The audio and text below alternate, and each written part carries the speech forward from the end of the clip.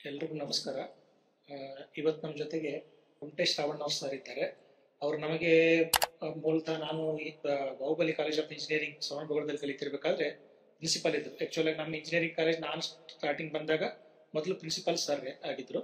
So ಅವರು ಏನಂತಂದ್ರೆ, ನಾವು ಇವತ್ತಿನ ಒಂದು ಸೆಷನ್ ಅಲ್ಲಿ ನಾವು ಅವ್ರನ್ನ ಕರೀಲಿಕ್ಕೆ ಒಂದು ಕಾರಣ ಏನಂತಂದ್ರೆ, ಇಂಜಿನಿಯರಿಂಗ್ ಥ್ರೂಔಟ್ ಇದರಲ್ಲಿ ಇಂಜಿನಿಯರಿಂಗ್ ವಿದ್ಯಾರ್ಥಿಯಾಗಿ ಹೇಗಿರ್ಬೇಕು, ಅದಾದ ನಂತರ ಇಂಜಿನಿಯರಿಂಗ್ ಶಿಕ್ಷಕರಾಗಿ ಹೇಗಿರ್ಬೇಕು, ಮತ್ತೆ ಅಡ್ಮಿನಿಸ್ಟ್ರೇಟಿವ್ ಡಿಪಾರ್ಟ್ಮೆಂಟ್ ಹೇಗಿರ್ಬೇಕು ಅನ್ನೋ 3 ಎಕ್ಸ್ಪೀರಿಯನ್ಸ್ ಅನ್ನ ಸರ್ನು 2 ಕಾಲೇಜ್ಗಳಲ್ಲಿ ಇದು ಏನಂತಂದ್ರೆ ಅವರು ಅನುಭವಿಗಳು. ಮೊದಲನೇದಾಗಿ ಬಾಹುಬಲಿ ಕಾಲೇಜ್ ಆಫ್ ಇಂಜಿನಿಯರಿಂಗ್ ಅಲ್ಲಿ HOD ಇಂದ ಡೀನ್ ಅಕಾಡೆಮಿಕ್ ತನಕ ಏನಂತಾರೆ ಪ್ರತಿಯೊಂದು ಹಂತದಲ್ಲೂ ಅವ್ರು ಏನಂದ್ರೆ ಸರ್ವಿಸ್ ಅಲ್ಲಿ ಕೊಟ್ಟಿದ್ದಾರೆ. ಅದಾದ ನಂತರ ಕೂಡ ಬಾಹುಬಲಿ ಅಲ್ಲಿ ಒಂದು ಮಠದಲ್ಲಿ ಏನಂತಾರೆ ಶ್ರವಣಬೆಳಗೊಳದ ಮಠದ ಅಂಡರು ಸುಮಾರು ಸಂಸ್ಥೆಗಳಿದ್ದಾವೆ. ಅಲ್ಲೂ ಕೂಡ ಆ ಎಲ್ಲಾ ಸಂಸ್ಥೆಗಳ ಉಸ್ತುವಾರಿಯನ್ನ ಸ್ವಾಮೀಜಿಗಳು ಅವರಿಗೆ ವಹಿಸಿ 1 ವರ್ಷಗಳ ಕಾಲ ಆ ಒಂದು ಉಸ್ತುವಾರಿಯನ್ನು ನೋಡಿಕೊಂಡು ವಾಪಸ್ಸು ಬೆಳಗಾವಿಗೆ ಒಂದು ಲೆಕ್ಕದಲ್ಲಿ ಅವ್ರ ತವರು ಮನೆಗೆ ಬಂದಾಗ ಅವರು ಮೂಲತಃ ಮೊದಲನೇ ಬಾರಿ ಏನು ಯಾವ ಕಾಲೇಜಲ್ಲಿ ಸೇರ್ಕೊಂಡಿದ್ರಲ್ಲ ಅದೇ ಕಾಲೇಜಲ್ಲಿ ಮತ್ತೊಮ್ಮೆ ಸೇವೆ ಸಲ್ಲಿಸ್ತೀರಾ ಅಂತ ಹೇಳಿ ಕೇಳಿದಾಗ, ಸರ್ ನಾನು ಮುಂಚಿನಿಂದ ನೋಡ್ಕೊಂಡ್ ಬಂದಿದ್ದೀನಿ, ಕಾಯಕವೇ ಕೈಲಾಸ ಅನ್ನುವಂತ ಒಂದು ಏನಂತಂದ್ರೆ ಧೋರಣೆ ಉಳ್ಳುವಂತ ಸರ್. ಯಾವತ್ತೂ ಅವ್ರು ಖಾಲಿ ಕೂತಿದ್ದಂತ ನಾವು ನೋಡೇ ಇಲ್ಲ. ತುಂಬಾ ಏನಂದ್ರೆ ಎನರ್ಜೆಟಿಕ್ ಆಗಿ ಇದನ್ನ ಮಾಡೋದು ನೋಡಿದೀವಿ. ಸೊ ವಾಪಸ್ 60 ವರ್ಷದ ನಂತರವೂ ಕೂಡ ಬೇಂದ್ರೆ ಅವ್ರು ಹೇಳುವಂತೆ 60 ನಂತರ ಮರಳಿ ಅರಳುವಂತ ಕಾಲ ಅಂತ ಹೇಳ್ತಾರೆ, ವಾಪಸ್ ಮತ್ತೊಮ್ಮೆ ಅರಳುವಂತ ಕಾಲ ಅಂತ ಹೇಳ್ತಾರೆ. ಸೊ ಅವರ ಆ ಉತ್ಸಾಹವನ್ನ ಈ ಒಂದು ಸಂಸ್ಥೆಗೆ ಭರತೇಶ್ ಇಂಜಿನಿಯರಿಂಗ್ ಕಾಲೇಜಿಗೆ ದಾರಿ ಎರೆದು ಮತ್ತೊಂದು ಸಂಸ್ಥೆ ಹುಟ್ಟು ಹಾಕ್ಲಿಕ್ಕೆ ಅದಕ್ಕೆ ಬೇಕಾದಂತ ಒಂದು ಸಪೋರ್ಟಿವ್ ಸಿಸ್ಟಮ್ ನ ಸರ್ ಕೊಡ್ತಿದ್ದಾರೆ. ಇವತ್ತು ನಮ್ಮ ಜೊತೆಗೆ ಅವ್ರು ಇದ್ದಾರೆ. ಸೊ ಅವರಿಂದ ನಾವು ಇಂಜಿನಿಯರಿಂಗ್ ರಿಲೇಟೆಡ್ ಆದಂತ ಕೆಲವೊಂದಿಷ್ಟು ಪ್ರಶ್ನೋತ್ತರವನ್ನ ಈ ಒಂದು ಪಾಡ್ಕಾಸ್ಟ್ ಅಲ್ಲಿ ಮಾಡುವ. ಎಲ್ರಿಗೂ ಸ್ವಾಗತ ಸರ್. ತಮಗೂ ಸ್ವಾಗತ. ನಮಸ್ಕಾರ. ಸರ್, ಮೊದಲನೇದಾಗಿ ಈ ಇಂಜಿನಿಯರಿಂಗ್ ಅನ್ನುವಂತ ಒಂದು ಕಾನ್ಸೆಪ್ಟ್ ಶುರುವಾಗಿದ್ದೆ ಯಾವಾಗ, ಅಂದ್ರೆ ಟೆಕ್ನಿಕಲಿ ಇದು ಈ ತರದೊಂದು ಬ್ರಾಂಚ್ ಮಾಡಬೇಕು, ಈ ತರದ ಶಿಕ್ಷಣ ವ್ಯವಸ್ಥೆ ಮಾಡಬೇಕು ಅನ್ನೋ ತುಂಬಾ ಚೆನ್ನಾಗಿದೆ. ಆಕ್ಚುಲಿ ಇಂಜಿನಿಯರಿಂಗ್ ಅಂದ ತಕ್ಷಣ ಇದು ಇತ್ತೀಚಿನ ಒಂದು ಬೆಳವಣಿಗೆ ಅಂತೂ ಖಂಡಿತ. ಇದು ಇಂಜಿನಿಯರಿಂಗ್ ಅಂತ ಶಬ್ದ ಬಂದಾಗ ಬಹುಶಃ ಇಂಜಿನಿಯರಿಂಗ್ ಶಬ್ದ ಹುಟ್ಟೋಕ್ಕಿಂತ ಮುಂಚೆ ಇಂಜಿನಿಯರಿಂಗ್ ಇತ್ತು. ಅಂದ್ರೆ ಇದಕ್ಕೆ ಇದರದೇ ಆದ ಒಂದು ಇತಿಹಾಸ ಇದೆ. ಬಹುಶಃ 1500 ವರ್ಷಗಳ ಹಿಂದೆಯಿಂದ ಕೂಡ ಈ ಇಂಜಿನಿಯರಿಂಗ್ ಕಾರ್ಯಗಳ ಆಗ್ತಾನೆ ಇದ್ವಿ. ಬಟ್ ಅದಕ್ಕೆ ಇಂಜಿನಿಯರಿಂಗ್ ಶಬ್ದ ಬಂದಿದ್ದು ಮಾತ್ರ 17ನೇ ಶತಮಾನ ಅಂತ ಹೇಳ್ಬೋದು. ಯಾಕಂದ್ರೆ ಅದು ಎಲ್ಲಿಂದ ಬಂತಂದ್ರೆ ಗ್ರೀಕ್ ಶಬ್ದ ಇಂಜಿನ್ ಅಂತಂದು, ಆ ಇಂಜಿನ್ ದಿಂದ ಇಂಜಿನಿಯರಿಂಗ್ ಅಂತ ಬಂತು. ಆದ್ರೆ ಇಂಜಿನಿಯರಿಂಗ್ ಅಂತಂದಾಗ ಏನೋ ಒಂದು ಹೊಸದ ಹುಟ್ಟಾಗ್ತದೆ, ಹೊಸದಾಗಿ ಮಾಡುವಂಥದ್ದು. ಅಲ್ಲಿ ನಾವೆಲ್ಲ ಕೇಳಿದ್ದೇವೆ, ನಾವೆಲ್ಲ ಓದ್ಕೊಂಡಿದ್ದೇವೆ ಚಿಕ್ಕವರಿದ್ದಾಗ. ಹೈಸ್ಕೂಲಲ್ಲಿ ಕೂಡ ಪಿರಮಿಡ್ ಬಗ್ಗೆ ಮಾತಾಡ್ತೀವಿ, ಈಜಿಪ್ಟ್ ಪಿರಮಿಡ್ ಬಗ್ಗೆ. ಈಗ ಈಜಿಪ್ಟ್ ಪಿರಮಿಡ್ ಅಷ್ಟು ದೊಡ್ಡದಾಗಿ ಕಟ್ಟಬೇಕಾದ್ರೆ ಆ ಕಲ್ಲುಗಳನ್ನು ಹೇಗೆ ಸಾಗಿಸಿದ್ರು ಅಂತ ಬಂದಾಗ ಅಲ್ಲಿ ಇಂಜಿನಿಯರಿಂಗ್ ಬರ್ತದೆ. ಅಂದ್ರೆ ಇಂಜಿನಿಯರಿಂಗ್ ಪದ ಹೊಸ ಇದ್ರು ಕೂಡ ಇಂಜಿನಿಯರಿಂಗ್ ಕೆಲಸಗಳು ತುಂಬಾ ಹಳೆಯಿಂದ ಹಾಕೊಂತ ಬಂದಿದ್ದಾರೆ. ಈಗ ನಾನು ತಿಳ್ಕೊಂಡಿರೋ ಪ್ರಕಾರ ಅದು ಇಂಜಿನಿಯರಿಂಗ್ ಏನೋ ಗೊತ್ತೇ 1500 ವರ್ಷಗಳ ಹಿಂದೆ, ನಂತರ ಆ 1500 ವರ್ಷ ತಿಳ್ಕೊಂಡು ಈ 500 ಅಲ್ಲಿ ಕ್ಲಾಸಿಕಲ್ ಇಂಜಿನಿಯರಿಂಗ್ ಅಂತ ಹೇಳ್ತೇವೆ. ಆ ಒಂದು ಅವಧಿಯಲ್ಲಿ ಈ ಬೇರೆ ಬೇರೆ ರಾಜ ಮಹಾರಾಜಗಳೇನ ಆಳ್ಕೊಂಡು ಹೋಗಿದ್ದಾರೆ. ಅವರು ರೋಡ್ ಮಾಡಿರ್ಬೋದು ಅಥವಾ ಜಮೀನುಗಳಿಗೆ ನೀರಾವರಿ ಮಾಡಿರ್ಬೋದು, ಅಂದ್ರೆ ಇರಿಗೇಷನ್ ಬಂತು. ಓಕೆ, ಸಾರ್ವಜನಿಕರಿಗೆ ಬೇಕಾಗಿರೋ ಅವಾಗ ಮತ್ತೆ ಇಂಜಿನಿಯರಿಂಗ್ ಬಂತು. ಅದನ್ನ ನಾವೀಗ ಸಿವಿಲ್ ಇಂಜಿನಿಯರಿಂಗ್ ಅಂತ ಹೇಳ್ತೀವಿ. ಬಟ್ ಏನಾಗುತ್ತಂದ್ರೆ ಡ್ಯಾಮ್ಗಳಾಗ್ಲಿ, ಓಕೆ, ಡ್ಯಾಮ್ ಕಲ್ಪನೆ ನೋಡಿ, ಅಂದ್ರೆ ನೀರನ್ನ ಸ್ಟಾಪ್ ಮಾಡೋದು, ಒಂದ್ ಕಡೆ ಶೇಖರಣೆ ಮಾಡ್ಕೊಳ್ಳೋದು, ಅದನ್ನ ಕಾಲುವೆ ಮುಖಾಂತರ ಹೊಲಗಳಿಗೆ ಬಿಡುವಂತ. ಅದನ್ನ ನಾವೀಗಂತೇವೆ ಡ್ಯಾಮ್ ಅಂತೇವೆ ಅಥವಾ ಕೆನಾಲ್ಸ್ ಅಂತೇವೆ. ಬಟ್ ಆಗಿನ ರಾಜ ಮಹಾರಾಜರು ಮಾಡಿದ್ರು. ಅವಾಗ ಸಿವಿಲ್ ಇಂಜಿನಿಯರಿಂಗ್ ಅಂತ ಇರ್ಲಿಲ್ಲ, ಆದ್ರೆ ಸಿವಿಲ್ ಇಂಜಿನಿಯರಿಂಗ್ ಕೆಲಸ ಅವ್ರು ಮಾಡಿದ್ರು. ಸೊ ಫಸ್ಟ್ ಇದು ಇಂಜಿನಿಯರಿಂಗ್ ಏನ್ ಪದ ಹೊಟ್ಕೊಂಡು ನಾನು ಹೇಳಿದೆ, ನಾನು ತಿಳ್ಕೊಂಡ ಪ್ರಕಾರ ದ ಫಸ್ಟ್ ಇಂಜಿನಿಯರಿಂಗ್ ಶಿಕ್ಷಣದಲ್ಲಿ ಬಂದಿತ್ತು. ಅದಕ್ಕೆ ಒಂದು ವ್ಯವಸ್ಥಿತವಾಗಿ ಒಂದು ರೂಪರೇಷೆ ಕೊಟ್ಟು ಇಂಜಿನಿಯರಿಂಗ್ ಶಿಕ್ಷಣ ನಾವು ಪಾಠ ಮಾಡಬಹುದು ಅಥವಾ ಇದೇ ರೀತಿ ಕಲಿಸಬಹುದು ಅಂತ ಬಂದಿತ್ತು ಅಂದಾಗ ಅದು 17ನೇ ಶತಮಾನ. ಅದು ಫಸ್ಟ್ ಫ್ರಾನ್ಸ್ದಲ್ಲಿ. ಸೊ ಅಲ್ಲಿ ಒಂದು ಸಂಸ್ಥೆ ಸ್ಟಾರ್ಟ್ ಆಯ್ತು. ಅಲ್ಲಿ ಪಾಲಿಟೆಕ್ನಿಕ್ ಅಂತಾರೆ. ಅಂದ್ರೆ ಪಾಲಿ ಅಂದ್ರೆ ಮೆನಿ, ವಿವಿಧ ಟೆಕ್ನಾಲಜಿಯನ್ನು ಕಲಿಸುವಂತದ್ದು ಒಂದು ಸ್ಕೂಲ್ಗೆ ಪಾಲಿಟೆಕ್ನಿಕ್ ಅಂತೇವೆ. ಅಲ್ಲಿ ಫ್ರಾನ್ಸ್ ದಲ್ಲಿ ಹುಟ್ಟಿದ್ದು, ನಂತರ UK ದಲ್ಲಿ ಆಯ್ತು, ಜರ್ಮನಿಲಿ ಆಯ್ತು, US ದಲ್ಲಿ ಆಯ್ತು. ಯಾವಾಗ ಭಾರತ ದೇಶ ಅಂತ ಬಂದಾಗ ಈ ಇಂಜಿನಿಯರಿಂಗ್ ಶಿಕ್ಷಣ ವ್ಯವಸ್ಥೆ ಫಸ್ಟ್ ಆರಂಭವಾಗಿದ್ದು ಭಾರತ ದೇಶದಲ್ಲಿ. ಈಗಿನ ನಾವು IIT ರೂರ್ಕಿ ಅಂತ ಹೇಳ್ತೇವೆ, IIT ರೂರ್ಕಿ ಅಂತ ಹೇಳ್ತೇವೆ. ಅಲ್ಲಿ ಸಿವಿಲ್ ಇಂಜಿನಿಯರಿಂಗು ಮತ್ತೆ ಎಲೆಕ್ಟ್ರಿಕಲ್ ಇಂಜಿನಿಯರಿಂಗ್ ಫಸ್ಟ್ ಆಗಿದೆ. ಇಲ್ಲಿ ಸ್ಟಾರ್ಟ್ ಆಗಿದ್ದು ಎಲೆಕ್ಟ್ರಿಕಲ್ ಮತ್ತು ಸಿವಿಲ್. ಓಕೆ, ಅದು ಈಗ IIT ರೂರ್ಕಿ ಅಂತ ಆಗಿದೆ. ನಂತರ ಒಂದು 7 ವರ್ಷಗಳ ನಂತರ one of the most pioneer institution in the whole country, Pune engineering college, ನಮ್ಮ ಭಾರತ ರತ್ನ ವಿಶ್ವೇಶ್ವರಯ್ಯ ಕಲ್ತಂತ ಕಾಲೇಜ್ ಏನಿದೆ ಅಲ್ಲ, ಪುಣಾ ಇಂಜಿನಿಯರಿಂಗ್ ಕಾಲೇಜು, ಅದು 1857ರಲ್ಲಿ ಆರಂಭವಾಯಿತು. ಅದಕ್ಕಿಂತ 7 ವರ್ಷ ಮುಂಚೆ ರೂರ್ಕಿದಲ್ಲಿ ಸ್ಟಾರ್ಟ್ ಆಯಿತು. ನಂತರ ತಮಿಳುನಾಡಲ್ಲಿ ಗಿಂಡಿಯಲ್ಲಿ ಆಯಿತು. ಹೀಗೆ ಅದು ಹುಟ್ತಾ ಬಂದಿತ್ತು. ಸೊ ಇಂಜಿನಿಯರಿಂಗ್ ಇದರ ಕಲ್ಪನೆ ಏನಂತಂದ್ರೆ, ಪ್ರತಿಯೊಬ್ಬ ಮನುಷ್ಯ ಪ್ರತಿ ದಿನದಲ್ಲಿ ಅವನು ಇಂಜಿನಿಯರಿಂಗ್ ಕೆಲಸ ಮಾಡ್ತಾನೆ ಇರ್ತಾನೆ. ಬಟ್ ಅದಕ್ಕೆ ನಾವು ಇಂಜಿನಿಯರಿಂಗ್ ಅಂತ ಶಬ್ದ ಕೊಟ್ಟಿದ್ದು 18 ನಾವು ಹೇಳಿದ್ರಿ ಸಿವಿಲ್ ಇಂಜಿನಿಯರಿಂಗ್ ಏನಂತಾರೆ, ಡ್ಯಾಮ್ಗಳು ಕಟ್ಟೋದು ಇದೆಲ್ಲ ಏನಂದ್ರೆ ಸ್ಟಾರ್ಟಿಂಗ್ ಇಂದ ಬಂತು ಅಂತ ಹೇಳಿ. ನಾವು 3 ಬ್ರಾಂಚ್ಗಳನ್ನ ಬೇಸಿಕ್ ಬ್ರಾಂಚ್ಗಳಂತ ಕರಿತೀವಿ. ಒಂದು ಸಿವಿಲ್, ಮೆಕ್ಯಾನಿಕಲ್, ಎಲೆಕ್ಟ್ರಿಕಲ್ ಬ್ರಾಂಚ್. ಈ ಬ್ರಾಂಚ್ಗಳಿಗೂ ಮತ್ತೆ ಇತ್ತೀಚೆಗೆ ಡೆವಲಪ್ ಆದಂತ ಬ್ರಾಂಚ್ಗಳಿಗೂ ಇರುವಂತ ವ್ಯತ್ಯಾಸ, ಯಾಕಂದ್ರೆ ಇತ್ತೀಚೆಗೆ ಒಂದು ಮೆಕಾಟ್ರಾನಿಕ್ಸ್ ಅಂತ ಹೊಸ ಬ್ರಾಂಚ್, ಮೆಕ್ಯಾನಿಕಲ್ ಎಲೆಕ್ಟ್ರಾನಿಕ್ಸ್. ಸೊ ಈ ಬ್ರಾಂಚ್ಗಳಿಗೂ ಇದಕ್ಕಿರುವಂತ ವ್ಯತ್ಯಾಸ ಮತ್ತು ಸ್ಟೆಬಿಲಿಟಿ ವಿಚಾರಕ್ಕೆ ಬಂದ್ರೆ, ಈ ಬ್ರಾಂಚ್ಗಳು ಆಲ್ವೇಸ್ ಸ್ಟೇಬಲ್ ಮೆಕ್ಯಾನಿಕಲ್ ಇಂಜಿನಿಯರಿಂಗ್ ಮತ್ತಿದು. ಸೊ ಹೀಗಾಗಿ ವ್ಯತ್ಯಾಸ ಮತ್ತು ಅದು ಹೇಗೆ ಡೆವಲಪ್ ಆಗಿ ಬಂತು ಅಂತ ಮುಂದೆ ಬರ್ತದೆ. ತುಂಬಾ ಚೆನ್ನಾಗಿದೆ. ಯಾಕಂದ್ರೆ ನಾವು ಯಾವಾಗ ಇಂಜಿನಿಯರಿಂಗ್ ಶಿಕ್ಷಣ ವ್ಯವಸ್ಥೆಯನ್ನು ಹುಟ್ಟಾಕಿದ್ದು, ಅದು ಫಸ್ಟ್ ಸ್ಟಾರ್ಟ್ ಆಗಿದ್ದು ಸಿವಿಲ್ ಇಂಜಿನಿಯರಿಂಗ್ ಇಂದ. ನಂತರ ಅದು ಎಲೆಕ್ಟ್ರಿಕಲ್ ಆಗಿರ್ಬೋದು, ಮೆಕ್ಯಾನಿಕಲ್ ಆಗಿರ್ಬೋದು. ನಾನು ಇದೇ ಫಸ್ಟ್ ಅಂತ ಹೇಳಲ್ಲ, ಬಟ್ ಖಂಡಿತ ಫಸ್ಟ್ ಸ್ಟಾರ್ಟ್ ಆಗಿದ್ದು ಮಾತ್ರ ಸಿವಿಲ್. ಆಮೇಲೆ ಯಾಕಂದ್ರೆ ಈ ರೋಡ್ ಆಗಿರ್ಲಿ, ಬ್ರಿಡ್ಜ್ ಆಗಿರ್ಲಿ, ಡ್ಯಾಮ್ ಆಗಿರ್ಲಿ, ಬ್ರಿಡ್ಜ್ಗಳು ಬೇಕಾಗ್ತವೆ. ಓಕೆ, ಡ್ಯಾಮ್ ಇರಿಗೇಷನ್ ಬೇಕಾಗ್ತದೆ, ಇವೆಲ್ಲನೂ ಸಿವಿಲ್ ದಲ್ಲಿ ಬರ್ತದೆ. ಬಟ್ ಇದಾದ್ಮೇಲೆ ಆ ಸಿವಿಲ್ ಇಂಜಿನಿಯರಿಂಗ್ ದಿಂದ ವಿದ್ಯುತ್ ಉತ್ಪಾದನೆ ಆಗ್ತವೆ. ಯಾಕಂದ್ರೆ ಯಾವುದೇ ಒಂದು ಕೆಲಸ ಮಾಡ್ತಿರ್ಬೇಕಾದ್ರೆ ಪವರ್ ಬೇಕಾಗುತ್ತೆ, ಎನರ್ಜಿ ಬೇಕಾಗುತ್ತೆ. Man power is not enough. ಅವಾಗ ಎಲೆಕ್ಟ್ರಿಕಲ್ ಪವರ್ ಬಂತು. ಆ ಎಲೆಕ್ಟ್ರಿಕಲ್ ಪವರ್ ಅನ್ನು ಜನರೇಟ್ ಆಗ್ಬೇಕಾದ್ರೆ ನೀರಿನಿಂದ ಬಂದಿತ್ತು ಸಿವಿಲ್ ಇಂಜಿನಿಯರಿಂಗ್, ಅದು ಟರ್ಬೈನ್ಸ್ ಎಲ್ಲ. ಸೊ ಎಲೆಕ್ಟ್ರಿಕಲ್ ಇಂಜಿನಿಯರಿಂಗ್ ಗೊತ್ತಾಯ್ತು. ಮತ್ತೆ ಇವು ಬೇಸಿಕಲಿ ಏನಾಗುತ್ತಂದ್ರೆ, ನಾವು ಇಂಜಿನಿಯರಿಂಗ್ ಅಂತ ಬಂದಾಗ ಒಂದು ಏನಾದ್ರು ಹೊಸದ ಮಾಡೋದು, ಮತ್ತು ಅದನ್ನ ವ್ಯವಸ್ಥಿತವಾಗಿ ತುಂಬಾ ಏನಂತ ಅದಕ್ಕೆ ಎಲ್ಲಿ ಅತ್ಯಂತ ಕಡಿಮೆ ಎನರ್ಜಿ, ಮ್ಯಾನ್ ಪವರ್ ಉಪಯೋಗಿಸ್ಕೊಂಡು ಮಾಡುವಂತದ್ದು, ಅದಕ್ಕೆ ನಾವು ಇಂಜಿನಿಯರಿಂಗ್ ಅಂತ ಜನರಲ್. ಸೊ ಅದಕ್ಕೆ ಏನಾಗುತ್ತೆ ಅಂದ್ರೆ, ಮೆಕ್ಯಾನಿಕಲ್, ಎಲೆಕ್ಟ್ರಿಕಲ್ ಎರಡೂ ಎನರ್ಜಿ. ಬಿಕಾಸ್ ಅಲ್ಟಿಮೇಟ್ಲಿ ಮೆಕ್ಯಾನಿಕಲ್ ಇದು ನಾವು ಗೇರ್ ಅನ್ಬೋದು. ಓಕೆ, ನಾವು ಲೀವರ್ ಅಂತ ಅಂತೀವಿ. ಓಕೆ, ಲೀವರ್ದು it's a part of the mechanical. Mechanical ದೊಡ್ಡ ದೊಡ್ಡ ಸಾಮಾನುಗಳು ಎತ್ತು ಹಾಕ್ಬೇಕಾದ್ರೆ ಆ ಲೀವರ್ ಬೇಕಾಗುತ್ತೆ. ಆಮೇಲೆ ಒಂದು ಕಡೆ ಮತ್ತೊಂದು ಕಡೆ ಸಾಗಿಸ್ಬೇಕಾದ್ರೆ ನಾವು ಚೈನ್ ಬೇಕಾಗ್ತವೆ, ರೋಪ್ಸ್ ಬೇಕಾಗ್ತವೆ, ಆ ಪುಲೀಸ್ ಬರ್ತವೆ.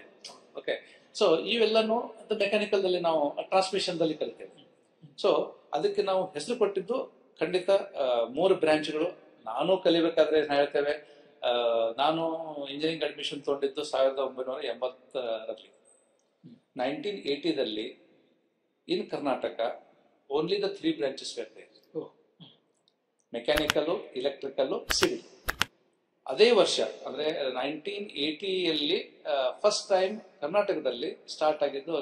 ನಾನು BB ಕಾಲೇಜ್ ಬಗ್ಗೆ ಮಾತಾಡ್ತಾ ಇರೋದು. ಅಲ್ಲಿ ಎಲೆಕ್ಟ್ರಾನಿಕ್ಸ್ ಒಂದು ವಿಭಾಗ ಸ್ಟಾರ್ಟ್ ಆಗಿದೆ. ಸೊ ಆ ಎಲೆಕ್ಟ್ರಾನಿಕ್ಸ್ ಅನ್ನೋದು ಏನಾಯ್ತು ಅಂದ್ರೆ, ನಾವು ಫಿಸಿಕ್ಸ್ ನಲ್ಲಿ, ಮಾಡರ್ನ್ ಫಿಸಿಕ್ಸ್ ನಲ್ಲಿ ಎಲೆಕ್ಟ್ರಾನಿಕ್ಸ್ ಬಗ್ಗೆ ಕಲ್ತಿದ್ವಿ. ಆ ಎಲೆಕ್ಟ್ರಾನಿಕ್ಸ್ ನಲ್ಲಿ ಪ್ರೋಟಾನ್, ನ್ಯೂಟ್ರಾನ್ ಅಂಡ್ ಎಲೆಕ್ಟ್ರಾನಿಕ್ಸ್ ಬಗ್ಗೆ ಮಾಹಿತಿ ಇತ್ತಲ್ಲ. ಅಂದ್ರೆ ಆ ಎನರ್ಜಿ, ಅಟಮ್ ಬಾಂಬ್ ಅನ್ನು ನಾವು ಸೆಕೆಂಡ್ ವರ್ಲ್ಡ್ ವಾರ್ ನಲ್ಲಿ ಕೇಳಿದ್ವಿ. ಓಕೆ, ಅದ್ರಲ್ಲಿ ಕೂಡ ಟ್ರೆಮೆಂಡಸ್ ಎನರ್ಜಿ ಇದೆ. ಅದನ್ನ ನಾವು ಹೇಗೆ ಉಪಯೋಗಿಸಬಹುದು ಅಂತ ತಿಳ್ಕೊಂಡು ಆ ಎಲೆಕ್ಟ್ರಾನಿಕ್ಸ್ ಬ್ರಾಂಚ್ ಓಪನ್ ಆಯ್ತು. ಅಂದ್ರೆ ಅದನ್ನ ಜನರಲ್ ಆಗಿ ನಾವೇಂತ ಎಲೆಕ್ಟ್ರಿಕಲ್ದು ಒಂದು ಆಫ್ಶೂಟ್ ಅಂತೇವೆ. ಅಂದ್ರೆ ಯಾವುದೇ ಒಂದು ಬ್ರಾಂಚ್ ಮಾಡಿದಾಗ ಎಲೆಕ್ಟ್ರಿಕಲ್ ಇಂಜಿನಿಯರಿಂಗ್ ಹೋಗ್ಬಿಟ್ಟು ಎಲೆಕ್ಟ್ರಿಕಲ್ ಅಂಡ್ ಎಲೆಕ್ಟ್ರಾನಿಕ್ಸ್ ಇಂಜಿನಿಯರಿಂಗ್ ಆಯ್ತು. ಅಂದ್ರೆ ಎಲೆಕ್ಟ್ರಿಕಲ್ ಕಲಿಸ್ಬೇಕು, ಪ್ಲಸ್ ಜೊತೆಗೆ ಎಲೆಕ್ಟ್ರಾನಿಕ್ಸ್ ಕಲಿಸ್ಬೇಕು. ಕೊನೆಗೆ ಎಲೆಕ್ಟ್ರಾನಿಕ್ಸ್ ಸ್ಪೆಷಲ್ ಆಗಿಬಿಟ್ಟು ಎಲೆಕ್ಟ್ರಾನಿಕ್ಸ್ ಕಮ್ಯುನಿಕೇಶನ್ ಆಯ್ತು. ಸೊ ಹೀಗೆಲ್ಲಾನು ನೋಡ್ತಾ ಬಂದ್ರೆ, ಅದು ಬಹುಶಃ ಯಾವ ರೀತಿ ಮನುಷ್ಯನಿಗೆ ಏನೇನು ಆವಿಷ್ಕಾರ ಹಾಕೊಂತ ಹೋಯ್ತು, ಅವಶ್ಯಕತೆ ಪ್ರಕಾರ. ಕರೆಕ್ಟ್, ಅವಶ್ಯಕತೆ ಪ್ರಕಾರ ಏನಾಯ್ತಂದ್ರೆ, ಹೊಸದ ಒಂದು ಟೆಕ್ನಾಲಜಿ ಬರ್ಲಿಕ್ಕೆ ಸ್ಟಾರ್ಟ್ ಆಯ್ತು. ಅದಕ್ಕೆ ಅವನು ಹೊಸ ಒಂದು ಹೆಸರು ಕೊಡ್ಲಿಕ್ಕೆ ಸ್ಟಾರ್ಟ್ ಆಯ್ತು. ಸೊ ಹೀಗಾಗಿ ಬೇಸಿಕ್ ಆಗಿ ನಾವು ವಿಚಾರ ಮಾಡಿದ್ರೆ, ಇಂಜಿನಿಯರಿಂಗ್ ದಲ್ಲಿ ಸಿವಿಲ್, ಎಲೆಕ್ಟ್ರಿಕಲ್, ಮೆಕ್ಯಾನಿಕಲ್ ಅವು ಒರಿಜಿನಲ್ ಬ್ರಾಂಚ್ ಅಂತೇವೆ. ಬಟ್ ಅದು ಅಪ್ಶೂಟ್ ಆಗಿ ಬಂದಂಥದ್ದು ನಾವು ಈಗ ಇಲೆಕ್ಟ್ರಾನಿಕ್ಸ್ ಆಗಿರ್ಬೋದು 1980ರಲ್ಲಿ, ನಂತರ ಕಂಪ್ಯೂಟರ್ ನಾನು ಕೇಳ್ಕೊಂಡಿದ್ದು 1984ರಲ್ಲಿ, ಫಸ್ಟ್ ನಾ ಕೇಳಿದ್ದು ಕಂಪ್ಯೂಟರ್ ಸೈನ್ಸ್ ಬ್ರಾಂಚ್. ಸೊ ಹೀಗೆ ಅದರಲ್ಲಿ ಈಗ ಕಂಪ್ಯೂಟರ್ ಸೈನ್ಸ್ ಬ್ರಾಂಚ್ದಲ್ಲಿ ಸುಮಾರು ಒಂದು 10-15 ಬ್ರಾಂಚ್ಗಳಿದ್ದಾವೆ. ಅಂದ್ರೆ ನಾವು ಹೇಳಿದಂಗೆ ಅವಶ್ಯಕತೆ ಪ್ರಕಾರ ಅಲ್ಲಿ ಸೈಬರ್ ಸೆಕ್ಯೂರಿಟಿ ಆಗಿರ್ಬೋದು, ಡೇಟಾ ಸೈನ್ಸ್ ಆಗಿರ್ಬೋದು, ಓಕೆ, ಐಒಟಿ ಆಗಿರ್ಬೋದು, ಆಮೇಲೆ ಮಷಿನ್ ಲರ್ನಿಂಗ್ ಆಗಿರ್ಬೋದು. ಅಂದ್ರೆ ಇವು ಕಂಪ್ಯೂಟರ್ ಸೈನ್ಸ್ ಮತ್ತೆ ಬ್ರಾಂಚ್. ಸೊ ಅವಶ್ಯಕತೆ ಪ್ರಕಾರ ಒಂದು, ಮತ್ತೆ ಟೆಕ್ನಾಲಜಿ ಚೇಂಜ್ ಆದಂಗೆ ಮನುಷ್ಯನ ರಿಕ್ವೈರ್ಮೆಂಟ್ ಪ್ರಕಾರ ಅವು ಹೊಸ ಹೊಸ ಕೋರ್ಸ್ಗಳನ್ನ ನಾವು ಇವತ್ತು ಕಾಣ್ತೇವೆ. ಸರ್, ನೀವು ಆಗಲೇ ಹೇಳಿದ್ರಿ ಹಳೆ ಇದರಲ್ಲಿ ಏನಂತಂದ್ರೆ ಬರೀ 3 ಬ್ರಾಂಚ್ಗಳಿದ್ವು. ಹೌದು. ಶಿಕ್ಷಣ ಪದ್ಧತಿ ಕೂಡ ನಾವು ಅಬ್ಸರ್ವ್ ಮಾಡಿ ನೋಡಿದಾಗ ಸಿಲೆಬಸ್ ಶಿಕ್ಷಣ ಪದ್ಧತಿ ಚೇಂಜ್ ಆಗಿದೆ. ಈಗ ನಾವು ಮಾತಾಡ್ಬೇಕಾದ್ರೆ ಏನ್ ಮಾಡ್ತೀವಿ, ಒಬ್ರು ಹಳೆ ಅಜ್ಜ ಏನಂತಂದ್ರೆ ಇಂಗ್ಲಿಷ್ ಚೆನ್ನಾಗಿ ಮಾತಾಡ್ತಿದ್ರೆ ಅವಾಗಿನ ಎಮ್ಮೆ ಇಂಗ್ಲಿಷ್ ಅಪ್ಪ ಅವರು ಅಂತ ಹೇಳ್ತೀವಿ. ಹೌದ್ರಿ? ಹಂಗೆ ಇಂಜಿನಿಯರಿಂಗ್ ಅಲ್ಲಿ ನೀವು ಕಲಿಯುವ ಕಾಲದ್ದು ನಾವು ಕಲಿಯೋ ಕಾಲದ್ದು ಚೇಂಜ್ ಇದೆ. ಈಗ ನಾವು ಯಾರಾದ್ರೂ ಔಟ್ಪುಟ್ ಆದ್ರೆ ಅವರಿಗೆ ಕರೆಂಟ್ ವೋಲ್ಟೇಜ್ ಡೆಫಿಷನ್ ಕೂಡ ಬರ್ತಿರಂಗಿಲ್ಲ. ಸೊ ಈ ಸಿಲೆಬಸ್ ಚೇಂಜ್ ಹೇಗಾಯ್ತು, ಯಾಕೆ ಈ ತರದಲ್ಲಿ ಶಿಕ್ಷಣದ ಒಂದು ಏನಂತಾರೆ ಕೋರ್ ನಾವು ಬಿಟ್ಟು ಹೊರಗಡೆ ಬಂದ್ವಲ್ಲ ಅಂತ, ಅದಕ್ಕೆ ಏನಂತ ಹೇಳಿಲ್ಲ. ಆಕ್ಚುಲಿ ಹೊರಗಡೆ ಬಂದದ್ ನಾನು ಅನ್ನೋಲ್ಲ, ಬಟ್ ಇದೇನಿದೆ, ಶಿಕ್ಷಣ ಅನ್ನೋದು ಹರಿತರ ನೀರಿದ್ದಂಗೆ. ಒಂದೇ ಕಡೆ ಅದನ್ನ ಸ್ಟೆಗ್ನೆಂಟ್ ಮಾಡ್ಲಿಕ್ಕೆ ಆಗೋಲ್ಲ. ಅದು ಹೇಳಿದ್ದಾರೆ, ಯಾವಾಗ ಹೊಸ ಆವಿಷ್ಕಾರ ಆಗುತ್ತೆ, ಹೊಸ ಒಂದು ಏನಾದ್ರು ಹುಟ್ಟು ಹಾಕಿದಾಗ ಏನಾಗುತ್ತೆ ಅಂದ್ರೆ ಅದ್ರ ಬಗ್ಗೆ ಕ್ಯೂರಿಯಾಸಿಟಿ ಬರ್ತದೆ. ಆ ಕ್ಯೂರಿಯಾಸಿಟಿನೇ ಇಂಜಿನಿಯರಿಂಗ್ ಬೇಸಿಕಲಿ. ಓಕೆ, ಆ ಕ್ಯೂರಿಯಾಸಿಟಿ ಎಲ್ಲಿ ಇರುತ್ತದೆ ನೋಡಿ, ಅಲ್ಲಿ ನಾವು ಹೊಸದನ್ನ ಕಲಿಕ್ಕೆ ಪ್ರಯತ್ನ ಮಾಡ್ತೇವೆ. ಬಟ್ ಶಿಕ್ಷಣ ವ್ಯವಸ್ಥೆ ಅಂತ ಬಂದಾಗ ಏನಾಗುತ್ತೆ ಅಂದ್ರೆ, ನಾವು ಫೌಂಡೇಶನ್, ಯಾವುದೇ ಒಂದು ಬಿಲ್ಡಿಂಗ್ ಕಟ್ಟಬೇಕಾದ್ರೆ ಫೌಂಡೇಶನ್ ಸ್ಟ್ರಾಂಗ್ ಇರಬೇಕಂತ ಮಾತಾಡ್ತೇವೆ. ಆ ಫೌಂಡೇಶನ್ ಬಗ್ಗೆ ಮಾತಾಡಿದಾಗ ಕಾನ್ಸೆಪ್ಟ್ ಹೇಳ್ತೇವೆ. ಥಿಯರಿ ಚೆನ್ನಾಗಿ ಗೊತ್ತಿರಬೇಕು, ಲಾ ಚೆನ್ನಾಗಿ ಗೊತ್ತಿರಬೇಕು, ಓಕೆ, ಅದು ಹಿಂಗೆ ಯಾಕೆ ಆಯ್ತು ಅನ್ನೋದು ಗೊತ್ತಿರಬೇಕು, ಅಂದ್ರೆ ಅವ್ನು ಮುಂದೆ ಏನ್ ಬೇಕಾದ್ ಮಾಡ್ಬೋದು. ಬಟ್ ಈಗೇನಾಗ್ತಾ ಇದೆ ಅಂತಂದ್ರೆ, ಥಿಯರಿ ಬೇಡ ಜನಕ್ಕೆ, ಪ್ರಾಕ್ಟಿಕಲ್ ನಾ ಹಿಂಗ್ ಮಾಡ್ತೇನೆ, ಹಿಂಗ್ ಬರ್ತದೆ ಸಾಕು. ಅದು ಯಾಕೆ ಬರ್ತದೆ, ಹೆಂಗ್ ಬರ್ತದೆ, ಅದೊಂದು ಡಿಟೇಲ್ ಆಗಿ ನಂಗೆ ಕಲಿಲಿಕ್ಕೆ ಅಷ್ಟೊಂದು ಇಷ್ಟ ತೋರಿಸ್ತಾ ಇಲ್ಲೋ, ಅಥವಾ ಅದು ನಂಗೆ ಬೇಕಾದ ಅದು ತೋರ್ ನಾನೇನ್ ಮಾಡೋದಿದೆ, ಈ ಕೆಲಸ ಆಗ್ತದೆ ಇಲ್ಲ ಅಂದ್ರೆ, ಈ ಒಂದು ಅಟಿಟ್ಯೂಡ್ ಅನ್ನ ನಾನು ಸ್ಲೋ ಆಗಿ ಮಕ್ಕಳನ್ನ ನಾಟ್ ಡೈರೆಕ್ಟ್ಲಿ ಬ್ಲೇಮಿಂಗ್, ಬಿಕಾಸ್ ಅಷ್ಟು ಕೂಡ ಬಹಳಷ್ಟು ಕಾರಣಗಳೆಲ್ಲ ಇದಾವೆ. ಬಟ್ ಈ ರೀತಿ ಒಂದು ವ್ಯವಸ್ಥೆ ಬರಲಿಕ್ಕೆ ಸ್ಟಾರ್ಟ್ ಆಯ್ತು. ಹಿಂದಿನ ಕಾಲದಲ್ಲಿ ಏನಾಗ್ತಿತ್ತು ಅಂದ್ರೆ, ಅವರು ಫೌಂಡೇಶನ್ಗೆ ಬಹಳ ಸ್ಟ್ರೆಸ್ ಕೊಡ್ತಿದ್ರು, ಇಂಪಾರ್ಟೆನ್ಸ್ ಕೊಡ್ತಿದ್ರು. ನೀನು ಕಾನ್ಸೆಪ್ಟ್ ಕ್ಲಿಯರ್ ಇರಬೇಕು. ನೀವು ಹೇಳಿದ್ರಲ್ಲ ಆಗಲೇ ಒಂದು ಎಕ್ಸಾಂಪಲ್ ಆದ್ರೆ, MA ಆಗ್ಬೇಕಾದ್ರೆ ಏನಾಗುತ್ತೆ, ಅಲ್ಲಿ ಅವ್ರದ್ದು ಗ್ರಾಮೆಟಿಕ್ ಎಲ್ಲೂ ಒಂದು ಸ್ಮಾಲ್ ಮಿಸ್ಟೇಕ್ ಮಾಡ್ತಿರ್ಲಿಲ್ಲ. ಅದು ಪರ್ಫೆಕ್ಟ್ ಪಂಕ್ಚುಯೇಷನ್, ಅಬ್ರಿವೇಷನ್ಸ್, ಅವು ನೌನ್ ಪ್ರೊನೌನ್, ಅದು ಏನಿದೆ ಆ ಗ್ರಾಮರ್ದಲ್ಲಿ ಏನಿದೆ ಪ್ರತಿಯೊಂದಕ್ಕೆ ಸಾಕಷ್ಟು 100-200 ಉದಾಹರಣೆ ಕೊಟ್ಕೊಂಡ್ಬಿಟ್ಟು ಅದು ಪರ್ಫೆಕ್ಟ್ ಮಾಡ್ತಿದ್ರು. ಈಗ ಹಾಗೆಲ್ಲ. ಈಗ ಇದು ಕೆಲಸ ಮಾಡೋದಿದೆ, ಮಾಡಿಬಿಟ್ಟೆ ಮುಗೀತು. ಅದು ಹೇಗೆ ಏನೇ ಇಲ್ಲ, ನಿನ್ ಕೆಲಸ ನಿಂಗೆ ಬೇಕಾಗಿತ್ತಲ್ಲ ಮಾಡಿಬಿಟ್ಟೆ. ಸೊ ಆ ಒಂದು ಅಟಿಟ್ಯೂಡ್, ಮತ್ತೆ ನಾವು ಈಗ ಇತ್ತೀಚೆಗೆ ಮಾತಾಡ್ತಾ ಇರೋದು ನೋಡ್ತಾ ಇದ್ದೇವೆ, ಝಂಜಿ ಅಂತೇಳಿ. ಈಗ ನಾನು ಪಾಠ ಮಾಡ್ತಿರುವಂತ ವಿದ್ಯಾರ್ಥಿಗಳು ಈಗ ಅವರು 17-18 ವರ್ಷ ವಿದ್ಯಾರ್ಥಿಗಳು, ಅದಕ್ಕೆ ನಾವು ಝಂಜಿ ಅಂತೇವೆ. ಓಕೆ, ಆ ಝಂಜಿ ಏನ್ ಯುವಕರಿದ್ದಾರೆ, ಅವ್ರಿಗೆ ತುಂಬಾ ಅವೇರ್ನೆಸ್ ತುಂಬಾ ಇದೆ. ಅಂದ್ರೆ ಹಿಂದಿನ ನಮ್ಮ ಟೈಮ್ದಲ್ಲಿ ಇರುವಂತಹ ಅವೇರ್ನೆಸ್, ಅವ್ರ ಅವೇರ್ನೆಸ್ ಕಂಪೇರ್ ಮಾಡಿದ್ರೆ they are very good aware about the facts. ವರ್ಷದ ಬಗ್ಗೆ ತುಂಬಾನೇ ನಾಲೆಜ್ ಇದೆ. ಆದ್ರೆ ಆ ಕಲಿಬೇಕಾದ್ರೆ ಒಂದು ಮನುಷ್ಯನಿಗೆ ಪೇಷನ್ಸ್ ಬೇಕು. ಆ ಪೇಷನ್ಸ್ ಇಲ್ಲ ಅವನಿಗೆ. ಆ ಪೇಷನ್ಸ್ ಯಾವಾಗ ಕಳ್ಕೊತಾನೆ, ಇದ್ರ ಬಗ್ಗೆ ಕಾನ್ಸೆಪ್ಟ್ ಬಗ್ಗೆ ಜಾಸ್ತಿ ವಿಚಾರ ಮಾಡೋ ಅಲ್ಲೆಲ್ಲೋ ಒಂದ್ ಕಡೆ ಅದು ಗುಪ್ತ ಹೋಗ್ಬಿಡ್ತದೆ, ಅದನ್ನ ಮರ್ತ್ ಬಿಡ್ತಾನೆ. He wants only the result. ಆ ರಿಸಲ್ಟ್ ಅಂತ ಬಂದಾಗ ಅದು ಟೆಂಪರರಿ ಆಗಿಬಿಡ್ತದೆ. ಮತ್ತೊಂದು ಏನಾದ್ರು ಕೇಳಿದಾಗ ಅದು ಯಾಕಂದ್ರೆ ಕಾನ್ಸೆಪ್ಟ್ ಕ್ಲಿಯರ್ ಗೊತ್ತಿರೋದಿಲ್ಲ, ಅದು ಮತ್ತೆ ಹೇಗೆ ಅಂತ ವಿಚಾರ ಮಾಡಿ ಸ್ಟಾರ್ಟ್ ಮಾಡ್ತಾನೆ. ಯಾಕಂದ್ರೆ ಥಿಯರಿ ಗೊತ್ತಿರೋಲ್ಲ, ಆ ಥಿಯರಿಲಿ ಅಪ್ಲೈ ಮಾಡ್ಕೊಂಡು ಗೊತ್ತಿರೋಲ್ಲ, ಅದೊಂದು ಬೇರೆ ಬಿಡ್ತಾನೆ. ಅಂದ್ರೆ this is what is lacking. ಅದನ್ನ ನಾವು ಅವ್ರ ಮೇಲೆ ಬ್ಲೇಮ್ ಮಾಡ್ಲಿಕ್ಕೆ ಆಗೋಲ್ಲ. ಯಾಕಂದ್ರೆ ಝಂಜಿ ವ್ಯವಸ್ಥೆ ಆಗಿದೆ. ಏನ್ ಝಂಜಿ ನೆಕ್ಸ್ಟ್ ಬರ್ತಾ ಇರುವಂತದ್ದು ಇನ್ನ ಅಲ್ಫಾ ಜನರೇಷನ್ ಅಂತ ಆ ಹುಡುಗರು ಹೇಗೆ ಕಲಿತಾರೆ ಗೊತ್ತಿಲ್ಲ ನಮ್ಗೆ. ಈಗ ನಾವು ಝಂಜಿ ಬಗ್ಗೆ ನಾವು ಚರ್ಚೆ ಮಾಡ್ತಿದ್ದೀವಿ ಸರ್. ಮೂಲವಾಗಿ ಇಂಜಿನಿಯರಿಂಗ್ ಮಕ್ಕಳಿಗೆ ಮತ್ತೆ ಇಂಜಿನಿಯರಿಂಗ್ ಆದ್ಮೇಲೆ ಸೊ ಇರಬೇಕಾದಂತ ಗುಣಧರ್ಮಗಳೇನು ಅಂತ ಖಂಡಿತ. ಎಸ್, ಇದು ಬಹಳ ಮುಖ್ಯವಾದ ಪ್ರಶ್ನೆ. ಯಾಕಂದ್ರೆ ಏನಿದೆ, ನಾವು ತಂದೆ ತಾಯಿಗಳು ಏನ್ ಮಾಡ್ತಾರೆ, ಎಲ್ಲ ಮಕ್ಕಳಿಗೆ ಇಂಜಿನಿಯರ್ ಆಗ್ಬೇಕು, ಡಾಕ್ಟರ್ ಆಗ್ಬೇಕಂತ ಒಂದು ಒತ್ತಾಯ ನಮ್ಮ ಟೈಮ್ದಲ್ಲಿ ಇತ್ತು. ಈಗಿನ ಟ್ರೆಂಡ್ ಬೇರೆ ಇದೆ. ಹುಡುಗರು ಕ್ಲಿಯರ್ ಆಗಿ ಹೇಳ್ತಾರೆ, ನನ್ಗೆ ಇಂಜಿನಿಯರಿಂಗ್ ಇಷ್ಟ ಇಲ್ಲ, ನನಗೆ ಇದ್ರಲ್ಲಿ ಇಷ್ಟ ಇಲ್ಲ ಅಂತ ತಿಳ್ಕೊಂಡು ನಾನು ಓಪನ್ ಆಗಿ ಹೇಳ್ತಾನೆ. ಮತ್ತೆ ಯಾವ್ದು ಪೇರೆಂಟ್ಸ್ ಅಷ್ಟೊಂದು ಸ್ಟ್ರೆಸ್ ಮಾಡಲ್ಲ ಮಕ್ಕಳಿಗೆ, ಒತ್ತಾಯ ಮಾಡಲ್ಲ. ಬಟ್ ಏನಿದೆ ಅಂದ್ರೆ ನಾನು ಆಗಲೇ ಹೇಳ್ತಾ ಇದ್ದೆ ಅಂದ್ರೆ ಯಾವುದೇ ಒಂದು ಮನುಷ್ಯನ ಹೆಂಗಿದೆ ಅಂದ್ರೆ ಪ್ರತಿಯೊಬ್ಬ ಮನುಷ್ಯನಿಗೆ ಅವನದೇ ಒಂದು ಸ್ವಭಾವ ಇರ್ತದೆ. ಯಾವ ರೀತಿ ಒಂದು ವಸ್ತುವಿಗೆ ಸ್ವಭಾವ ಇರ್ತದೆ. ಯಾಕಂದ್ರೆ ಈಗ ಕಬ್ಬಿಣ ಅಂತ ಬಂದಾಗ ಅದರದೇ ಒಂದು ಸ್ವಭಾವ ಇರ್ತದೆ. ಅದು ಎಲ್ಲಿ ಇಡಿ ನೀವು ಅದಕ್ಕೆ ಅರೆಸ್ಟ್ ಆಗುತ್ತೆ, ಸ್ವಲ್ಪ ದಿವಸ ಆದ್ಮೇಲೆ ತುಕ್ಕಿಡಿದಾಗ. ಬಿಕಾಸ್ ಅದನ್ನ ಏನ್ ಮಾಡ್ತೇವೆ, ವಾಯುದಲ್ಲಿ ಇರುವಂತದ್ದು ಆಮ್ಲಜನಕ ತಗೋತದೆ, ಸುಟ್ಟು ಬಿಡ್ತದೆ, ಅದು ಜರಿದಾಗುತ್ತೆ. ನೀವು ಬಂಗಾರ ಈಗ ಅದಕ್ಕೆ ಬರಲ್ಲ, ಅದರ ಗುಣಧರ್ಮ ಆಗಿದೆ. ಅಂದ್ರೆ ಇಲ್ಲಿ ಸ್ವಭಾವ ಮತ್ತು ಅದ್ರ ಗುಣಧರ್ಮ. ಇಲ್ಲಿ ನಾವು ಶಿಕ್ಷಣ ತಗೋಬೇಕಾದ್ರೆ ಯಾವ ವಿದ್ಯಾರ್ಥಿಗೆ ಎದರಲ್ಲಿ ಇಂಟ್ರೆಸ್ಟ್ ಇದೆ. ನಾ ಕೇಳ್ತಾ ಇದ್ದೆ, ನಾವು ಚಿಕ್ಕದಾಗ ಕೇಳ್ತಾ ಇದ್ವಿ, ಈಗಲೂ ಕೂಡ ಇನ್ನೂ ಬಹಳಷ್ಟು ಕಂಟ್ರಿಯಲ್ಲಿ ಅದು ಇದೆ. ಅನ್ಫಾರ್ಚುನೇಟ್ಲಿ ಭಾರತ ದೇಶದಲ್ಲಿ ಅಷ್ಟೊಂದು ಕಡೆ ನೋಡ್ತಾ ಇಲ್ಲ ನಾನು. ಏನಂತಂದ್ರೆ ಚಿಕ್ಕವ್ರು ಇದ್ದಾಗಲೇ ಅವರ ಒಂದು ಅಪ್ಟಿಟ್ಯೂಡ್ ಅಂತೇವೆ ನಾವು. ಓಕೆ, ಅಂದ್ರೆ ಆ ಹುಡುಗನಿಗೆ ಯಾವ ಶಿಕ್ಷಣ ಕೊಟ್ರೆ ಒಳ್ಳೇದು, ಅವನ ಇಂಟ್ರೆಸ್ಟ್ ಎದರಲ್ಲಿದೆ ಅದನ್ನ ಅಪ್ಟಿಟ್ಯೂಡ್ ಪ್ರಕಾರ ಟೆಸ್ಟ್ ಮಾಡ್ಬೋದು. ಅದಕ್ಕೆ ಸೈಕೋಮೆಟ್ರಿಕ್ ಟೆಸ್ಟ್ ಕೂಡ ಅಂತೇವೆ ನಾವು. ಆ ಸೈಕೋಮೆಟ್ರಿಕ್ ಟೆಸ್ಟ್ ಅಕಸ್ಮಾತ್ ಎಲ್ಲಾ ಪೇರೆಂಟ್ಸ್ ಮಕ್ಕಳಿಗೆ ಮಾಡಿಸಿದ್ದ ಆಗಲಿ ಅಥವಾ ಕಂಪಲ್ಸರಿ ಆಗಿ ಗೌರ್ಮೆಂಟ್ ಇಷ್ಟೊಂದೆಲ್ಲ ಹಣ ಖರ್ಚು ಮಾಡ್ತಾ ಇದೆ. ಬಟ್ ಇಲ್ಲಿ ಬಹುಶಃ ಯಾಕೆ ಮಾಡ್ತಾ ಇಲ್ಲ ಅಂತ ತಿಳ್ಕೊಂಡು ನಾನು ಕೂಡ ಒಂದ್ಸರಿ ವಿಚಾರ ಮಾಡಿದೆ. ಇಲ್ಲಿ ಏನಾಗುತ್ತೆ ಅಂತಂದ್ರೆ ಅಕಸ್ಮಾತ್ ಗೌರ್ಮೆಂಟ್ ಇದರಲ್ಲಿ ಕೈ ಹಾಕಿಬಿಟ್ಟು ಒಂದು ಟೆಸ್ಟ್ ಮಾಡ್ತಾರೆ, ವಿದ್ಯಾರ್ಥಿಗಳು ಇರ್ತಾರೆ, ಅವ್ರಿಗೆ ಒಂದು ಟೆಸ್ಟ್ ಕೊಡ್ತಾರೆ. ಆಮೇಲೆ ಗೊತ್ತಾಗುತ್ತೆ ಇವನು ಇದರಲ್ಲಿ ಇಂಟ್ರೆಸ್ಟ್ ಅಂದ್ರೆ ಇವನು ಡಾಕ್ಟರ್ ಮಾಡ್ಬೋದು, ಇವನು ವಕೀಲದಲ್ಲಿ ಚೆನ್ನಾಗಿದೆ ಅಂದ್ರೆ ಅದೊಂದು ಸ್ಕಿಲ್ ಅಪ್ಟಿಟ್ಯೂಡ್, ಇವನಲ್ಲಿ ಚೆನ್ನಾಗಿದೆ ಇದನ್ನ ಮಾಡ್ಬೋದು. ಅದು ಗೊತ್ತಾಗ್ಬಿಟ್ರೆ ಏನಾಗುತ್ತೆ ಅಂದ್ರೆ ನಾವೇ ಡಿಫ್ರೆನ್ಶಿಯೇಟ್ ಮಾಡ್ದಂಗೆ ಆಗುತ್ತೆ. ಅವರ ನಡುವೆ ಅವರು ವಿದ್ಯಾರ್ಥಿಗಳು ಮಾತಾಡಿ ಸ್ಟಾರ್ಟ್ ಮಾಡಿದ್ರೆ ನೀನು ಇಂಜಿನಿಯರಿಂಗ್ ಲೈಕ್ ಇಲ್ಲ, ನೀನು ಮಾಡ್ಬೇಡ, ಆ ರೀತಿ ಆಗಬಾರೋ ಉದ್ದೇಶದಿಂದ ಇರ್ಬೋದೇನೋ, ಅದು ಜನರಲ್ ಮಾಡಿಲ್ಲ. ಬಟ್ ನನ್ನ ಪರ್ಸನಲ್ ಆಗಿ ಹೇಳ್ಬೇಕಂದ್ರೆ ಎಲ್ಲ ಪೇರೆಂಟ್ಸ್ ವೈಯಕ್ತಿಕವಾಗಿ ಪೇರೆಂಟ್ಸ್ ಅವ್ರ ಮಕ್ಕಳನ್ನ ಯಾವುದೇ ಸ್ಕೂಲ್ ಕಾಲೇಜ್ ಕಳಿಸೋಕ್ಕಿಂತ ಮುಂಚೆ ಸೈಕೋಮೆಟ್ರಿಕ್ ಟೆಸ್ಟ್ ಮಾಡಿಸಿದ್ದೇ ಆದಲ್ಲಿ ತಮ್ಮ ಮಗುವಿಗೆ ಎದರಲ್ಲಿ ಇಂಟ್ರೆಸ್ಟ್ ಇದೆ, ಎದನ್ನ ಹಾಕಿದ್ರೆ ಅವನು ಒಳ್ಳೇದು ಆಗುತ್ತೆ ಅನ್ನೋದು ಮುಂಚಿತವಾಗಿ ಗೊತ್ತಾಗ್ಬಿಟ್ಟು. ಇದು ಬಹಳಷ್ಟು ಹೊರದೆ ಅದರ್ ಕಂಟ್ರೀಸ್, ಬೇರೆ ಕಂಟ್ರಿಯಲ್ಲಿ ಇದು ಖಂಡಿತ ಕಂಪಲ್ಸರಿ ಮಾಡಿಸ್ತಾರೆ. ಅದನ್ನ ಇಲ್ಲಿ ಮಾಡಿಸಿದ್ರೆ ಒಳ್ಳೇದಾಗುತ್ತೇನೋ ಅಂತ ನನ್ನೊಂದು ಒಂದು ಅಭಿಪ್ರಾಯ. ಈಗ ಇದ್ರ ಜೊತೆಗೆ ಸರ್ ನಾವು ಈಗ ಹೊಸದಾಗಿ ಒಂದು ನ್ಯೂ ಎಜುಕೇಶನ್ ಪಾಲಿಸಿ ಬಂದಿದೆ, NEP. ಸೊ ಅದು ನಮ್ಮನ್ನ ಮತ್ತೊಮ್ಮೆ ಆ ಹಳೆ ಇಂಜಿನಿಯರಿಂಗ್ ಕಾಲಘಟ್ಟಕ್ಕೆ ತಗೊಂಡು ಹೋಗಬಲ್ದ ಹೊಸದಾಗಿ ಇಂಪ್ಲಿಮೆಂಟ್. ಮತ್ತೆ ಅದು ಏನಾದ್ರು ನೀವು ಹೇಳಿದ್ರಲ್ಲ ಸೈಕೋಮೆಟ್ರಿಕ್ ಟೆಸ್ಟ್, ಈ ತರದ್ ಏನಾದ್ರು ಬಂದು ಅವ್ರಿಗೆ ಇಂಟ್ರೆಸ್ಟ್ ಇದ್ದ ಫೀಲ್ಡ್ಗೆ ಹೋಗತ್ತೆ ಏನಾದ್ರು ಮಾಡಬಹುದು. ನೋಡಿ, ಇದು ನ್ಯೂ ಎಜುಕೇಶನ್ ಪಾಲಿಸಿ 2020 ಅಂತ ಭಾರತ ಸರ್ಕಾರ ಇದಕ್ಕೆ ಒಂದು ನಿಜವಾಗ್ಲೂ ತುಂಬಾ ಒಳ್ಳೇದಿದೆ. ನಾನು 2 ಸಲ ಓದಿದ್ದೇನೆ ಇದನ್ನು.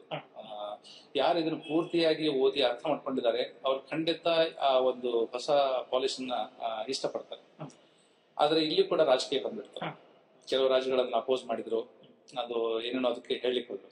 ಬಟ್ ಮೇನ್ ಥೀಮ್ ಏನಿದೆ, ಅದು ಉದ್ದೇಶ ಏನಿತ್ತು, ಮತ್ತ ಆ ಶಿಕ್ಷಣ ಯಾಕೆ ಬೇಕು ಅನ್ನೋದು ಪರಿಕಲ್ಪನೆ ಏನಾದ್ರು ಅವರಲ್ಲಿ ಬಂದ್ಬಿಟ್ರೆ ಇದು ತುಂಬಾ ಒಳ್ಳೇದಿದೆ. ಇದರಲ್ಲಿ ಫಸ್ಟ್ ಹುಟ್ಟು ಹಾಕಿದೆ ಏನಪ್ಪಾ ಅಂದ್ರೆ ದೇಶಾಭಿಮಾನ.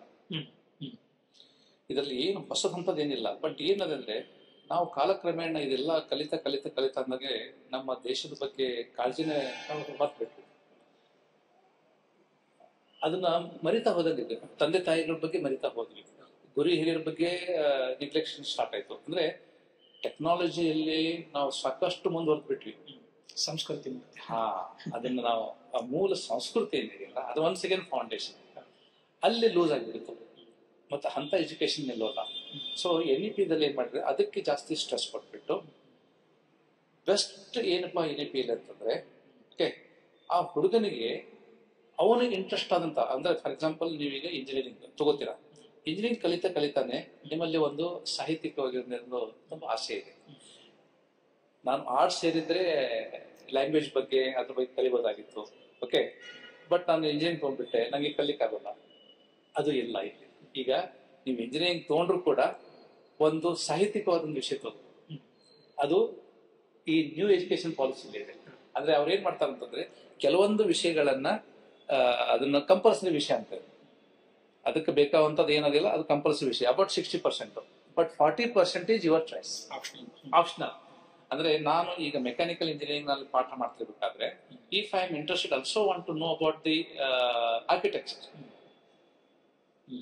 or artificial intelligence, I can take those subjects, which is their college open elective.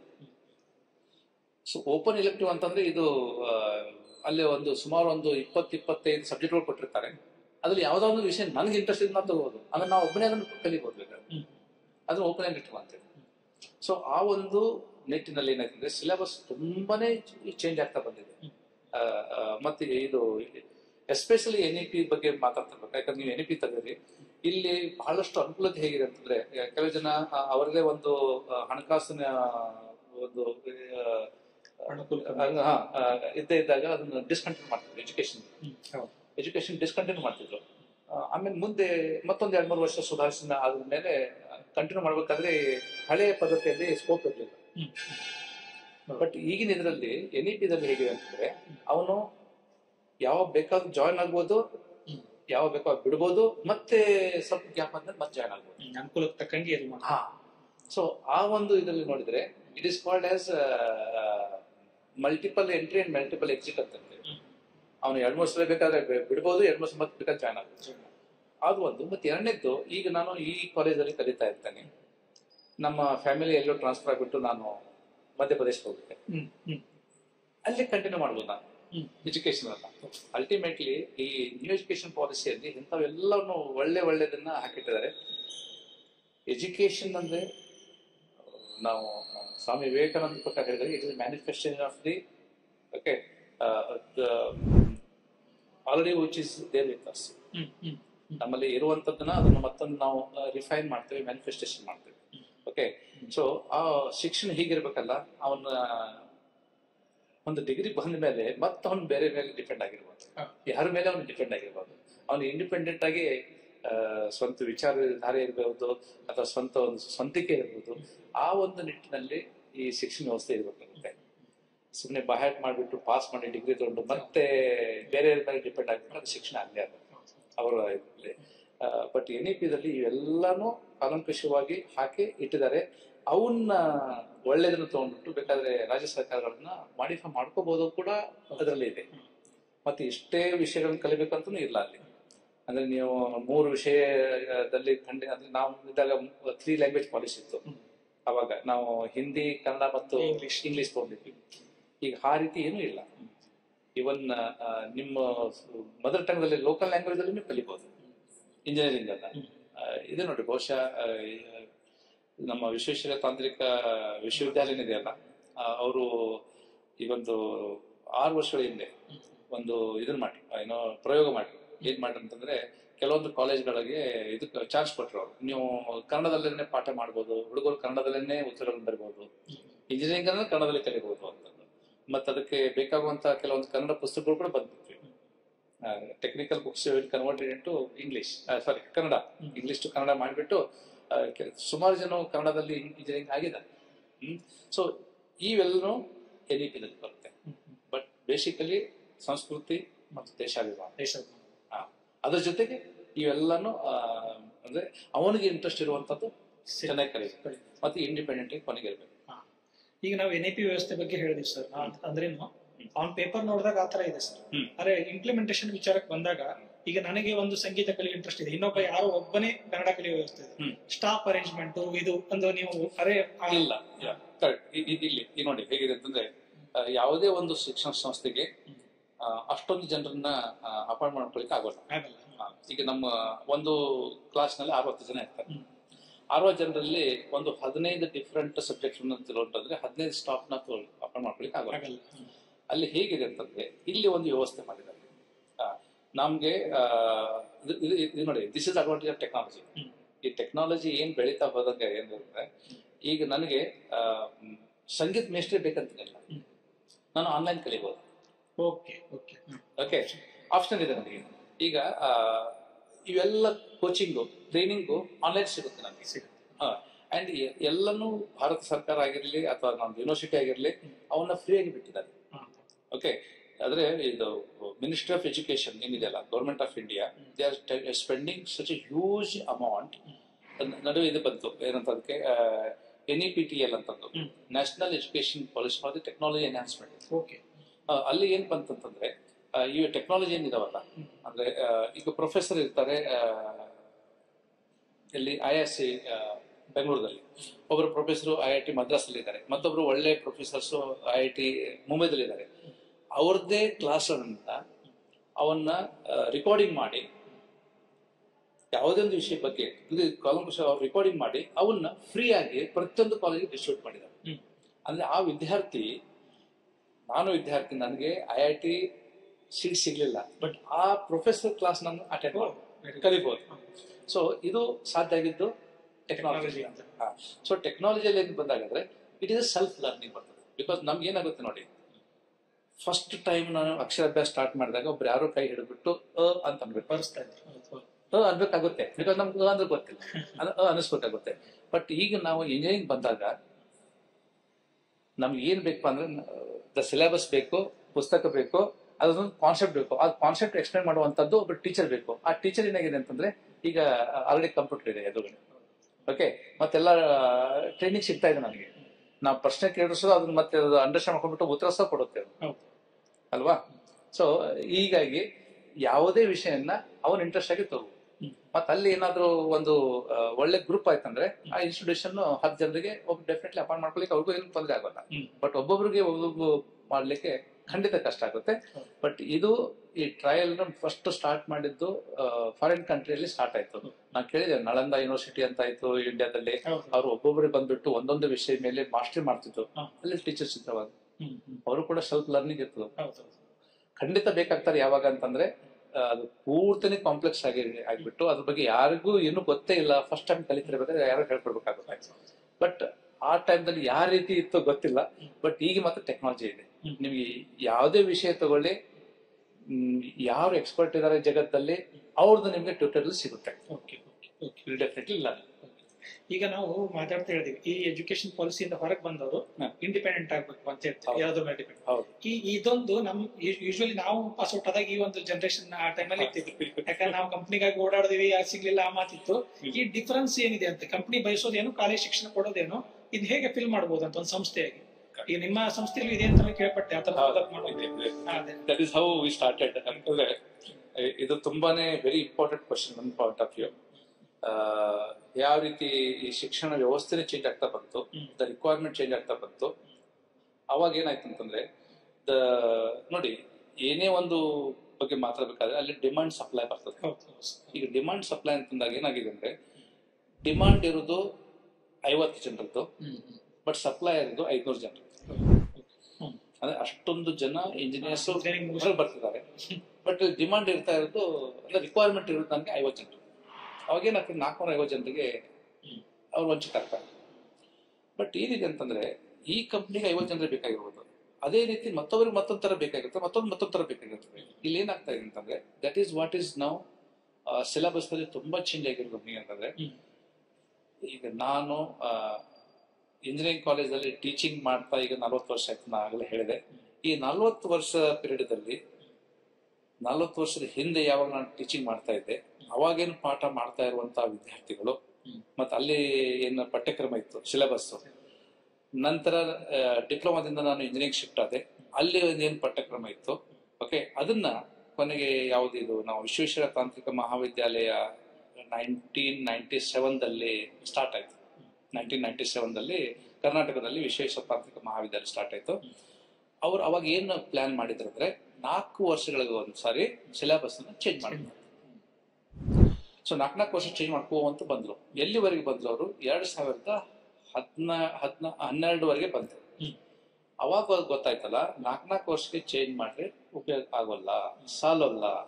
ಯಾಕಂದ್ರೆ ಬೈ ದ ಟೈಮ್ ಆ ಹುಡುಗ ಕಲಿತು ಹೊರಗೆ ಬರ್ತಾನಲ್ಲ 4 ವರ್ಷ ನಂತರ, ಅದು ಔಟ್ಡೇಟ್ ಆಗಿದೆ. ಅಂಡ್ ಎಸ್ಪೆಷಲಿ ಕಂಪ್ಯೂಟರ್ ಬಂದಾಗ ಇಷ್ಟೊಂದು ಔಟ್ಡೇಟ್ ಇಷ್ಟು ಫಾಸ್ಟ್ ಆಗ್ತಾ ಇದೆ. ಸೊ ಪ್ರೈವೇಟ್ ಯೂನಿವರ್ಸಿಟಿಗಳು ಇದಾವಲ್ಲ, ಅವ್ರು 2 ವರ್ಷಕ್ಕೆ ಚೇಂಜ್ ಮಾಡ್ತಾ ಇದ್ದಾರೆ. ಬಟ್ ವಿಶ್ವೇಶ್ವರ ತಾಂತ್ರಿಕ ವಿಶ್ವವಿದ್ಯಾಲಯ 4 ವರ್ಷ ಮಾಡಿದ್ರು. ಕೊನೆಗೆ ಅವರು they came to 3 years. Actually ನನ್ಗೆ ಇನ್ನೂ ನೆನಪಾಗಿದೆ, 2012ರಿಂದ 2014 ಆಗಿದೆ, 16 ಆಗಿದೆ, 17 ಆಗಿದೆ, 18 ಆಗಿದೆ. ಕಂಟಿನ್ಯೂಸ್ ಆಗಿ ಆಯ್ತು. ಈಗ ಪ್ರೆಸೆಂಟ್ಲಿ ವಿಶ್ವೇಶ್ವರ ತಾಂತ್ರಿಕ ಮಹಾವಿದ್ಯಾಲಯದಲ್ಲಿ ಕಳೆದ ವರ್ಷ ನಮ್ದೇನು ಕಾಲೇಜ್ ಸ್ಟಾರ್ಟ್ ಆಯ್ತು, 2022ರ ಪಠ್ಯಕ್ರಮ ಇತ್ತು. ಈ ಸಲ 2025ನೇ ಪಠ್ಯಕ್ರಮ ಇತ್ತು. ಅವರು ಕೂಡ ಮನಗಂಡಿದ್ದಾರೆ, ಯಾವುದೇ ಒಂದು ಪಠ್ಯಕ್ರಮವನ್ನ 3 ವರ್ಷಗಳ ಕಾಲ 2 ವರ್ಷಗಳ ಕಾಲ ಫಿಕ್ಸ್ ಮಾಡ್ಲಿಕ್ಕೆ ಆಗೋದೇ ಇಲ್ಲ. ಬೇಕನಿಸಿದಾಗ ನಾನು ಮುಂದಿನ ವರ್ಷ ಒಂದು ಸಬ್ಜೆಕ್ಟ್ ಚೇಂಜ್ ಮಾಡ್ಲಿಕ್ಕೆ ನನಗೆ ಸ್ಕೋಪ್ ಇರಬೇಕು. ಅದು ಏನಾಗಿದೆ ಆಟೋನಮಸ್ ಕಾಲೇಜಲ್ಲಿ ಮಾತ್ರ ಸಾಧ್ಯ ಇದೆ. ಈಗ ಆಟೋನಮಸ್ ಕಾಲೇಜಲ್ಲಿ ಸಾಧ್ಯ ಇದೆ. ಕರ್ನಾಟಕದಲ್ಲಿ ಒಂದು 35 ಕಾಲೇಜ್ಗಳು ಆಟೋನಮಸ್ ಇದ್ದಾವೆ. ಅಲ್ಲಿ ಅವರು ಪ್ರತಿ ವರ್ಷ ಚೇಂಜ್ ಮಾಡ್ತಾರೆ. ಅದೇ ಯಾಕಂದ್ರೆ ಎಕ್ಸಾಮಿನೇಷನ್ ಸಿಸ್ಟಮ್ ಏನಾಗುತ್ತಂದ್ರೆ ಅಲ್ಲಿ ಕ್ವಶನ್ ಪೇಪರ್ ಸೆಟರ್ ಬೇಕಾಗ್ತದೆ, ಅವ್ನು ಚೆಕ್ ಮಾಡೋರು ಬೇಕಾಗ್ತಾರೆ. ಅದು ಆಟೋನಮಸ್ ಕಾಲೇಜ್ ಅಂದ್ರೆ ಲಿಮಿಟೆಡ್ ಸ್ಟೂಡೆಂಟ್ಸ್ ಇರೋದ್ರಿಂದ ಅದು ಸಾಧ್ಯ ಇದೆ. ಇದು ಯೂನಿವರ್ಸಿಟಿ ಏಜ್ ಗೋಲ್ ಅಂತ ಹೋದಾಗ 80,000 ವಿದ್ಯಾರ್ಥಿಗಳು ಒಮ್ಮೆಲೆ ಸಿಲೆಬಸ್ ಚೇಂಜ್ ಮಾಡ್ಬಿಟ್ಟಿದ್ರೆ ಅಷ್ಟು ಜನ ಪಾಠ ಮಾಡ್ಲಿಕ್ಕೆ ಸಿಗೋದು. ಓಕೆ, ಅಷ್ಟೊಂದು ಕ್ವಶನ್ ಅಂದ್ರೆ ಮಾಡೋಕೆ ಆಗೋದೇ ಇಲ್ಲ. ಹೀಗಾಗಿ ಆಟೋನಮಸ್ ಕಾಲೇಜಲ್ಲಿ ಮಾತ್ರ ಆ ಒಂದು ವ್ಯವಸ್ಥೆ ಈಗ ಇದೆ. They can change the syllabus ಪಠ್ಯಕ್ರಮ ಇವನ್ ಇಯರ್ಲಿ ಒನ್ಸ್. ಸ್ವಲ್ಪ ಹೊಸ ಸಬ್ಜೆಕ್ಟ್ ಅನ್ನು ಇಂಟ್ರೊಡ್ಯೂಸ್ ಮಾಡ್ಬೋದು, ಒಂದು ಸಬ್ಜೆಕ್ಟ್ ಡಿಲೀಟೇ ಮಾಡ್ಬಿಡ್ಬೋದು. ಅದು ಸಾಧ್ಯ ಇದೆ. ಬಟ್ ಆಗ್ತಾ ಇದೆ, ಸ್ಲೋಲಿ ಆಗ್ತಾ ಇದೆ. ಮತ್ತೆ ಇದು ಅನಿವಾರ್ಯತೆ ಇದೆ. ನಾವು that is how the difference is there. ನೀವು ಕಲಿತಿರ್ಬೇಕಾದ್ರೆ ಮತ್ತೆ ಈಗ ಕಲಿತಾ ಇರೋ ವಿದ್ಯಾರ್ಥಿಗಳಲ್ಲಿ ಅಂದ್ರೆ ನಿಮ್ ಲೆಕ್ಕದಲ್ಲಿ ಬರೀ ಏನಂತ ಕಂಪನಿಲೆಲ್ಲ ಶಿಕ್ಷಕರು ಕೂಡ ಅಪ್ಡೇಟ್ ಆಗುವಂತ ಚಾನ್ಸ್ ಬೇಕೇ ಬೇಕಂತ. ಶಿಕ್ಷಕರು ಅಪ್ಡೇಟ್ ಆಗಲೇಬೇಕು. ಈಗ ಜೋಗದಲ್ಲಿ ಹೇಳ್ಬೇಕಂದ್ರೆ ನಾನು 84ರಲ್ಲಿ ಮೆಕ್ಯಾನಿಕಲ್ ಇಂಜಿನಿಯರಿಂಗ್ ಮುಗಿಸಿದೆ. ನಾನು ಏನು ಪಾಠ ಸ್ಟಡಿ ಮಾಡಿದ್ದೆ, ಓಕೆ, ಆ ಸಬ್ಜೆಕ್ಟ್ ಗಳನ್ನ ನಾನು ಏನಾದ್ರು ಲಿಸ್ಟ್ ಮಾಡಿದ್ರೆ ಆ ಸಬ್ಜೆಕ್ಟ್ ದಲ್ಲಿ ನಾನು ಈಗ ಎಷ್ಟು ಸಬ್ಜೆಕ್ಟ್ ಗಳನ್ನ ಈಗಿನ ವಿದ್ಯಾರ್ಥಿ ಕಲಿಸ್ತಾ ಇದ್ದಾರೆ ನೋಡಿಬಿಟ್ರೆ ನಾಟ್ 20%. You can understand. ಅಂದ್ರೆ ನಾನು ಕಲ್ತಂತಹ ಸಬ್ಜೆಕ್ಟ್ ದಲ್ಲಿ ಆಲ್ಮೋಸ್ಟ್ 70 to 80% ನಾಟ್ ದೇರ್. ಅದು ಓಲ್ಡ್ ಆಗಿಬಿಡುತ್ತೆ. ಏನಂತ ಅದಕ್ಕೆ ನಾವು ಯೂಸ್ಲೆಸ್ ಅಂತ ಅನ್ಲಿಕ್ಕೆ ಬರೋದಿಲ್ಲ. ಬಟ್ ಅದೇನಾಗುತ್ತೆ outdate it is outdated because that technology ನನಗೆ ಕಲಿಸಲಿಕ್ಕೆ ಆಗೋದೇ ಇಲ್ಲ. ಮತ್ತೆ ಅವ್ರು ಕಲಿತು ಪ್ರಯೋಜನ ಆಗೋಲ್ಲ. ಸೊ ಈಗ 40 ವರ್ಷ ಆದ್ಮೇಲೆ ಕೂಡ ನಾನು ವಿದ್ಯಾರ್ಥಿ ಪಾಠ ಮಾಡ್ತೇನೆ ಅಂತಂದ್ರೆ ನಾನೇ 5-6 ಸರಿ ಅಪ್ಡೇಟ್ ಆಗಿದ್ದೇನೆ. ಓಕೆ, ಮತ್ತೆ ಇದು ಅನಿವಾರ್ಯತೆ ಇದೆ.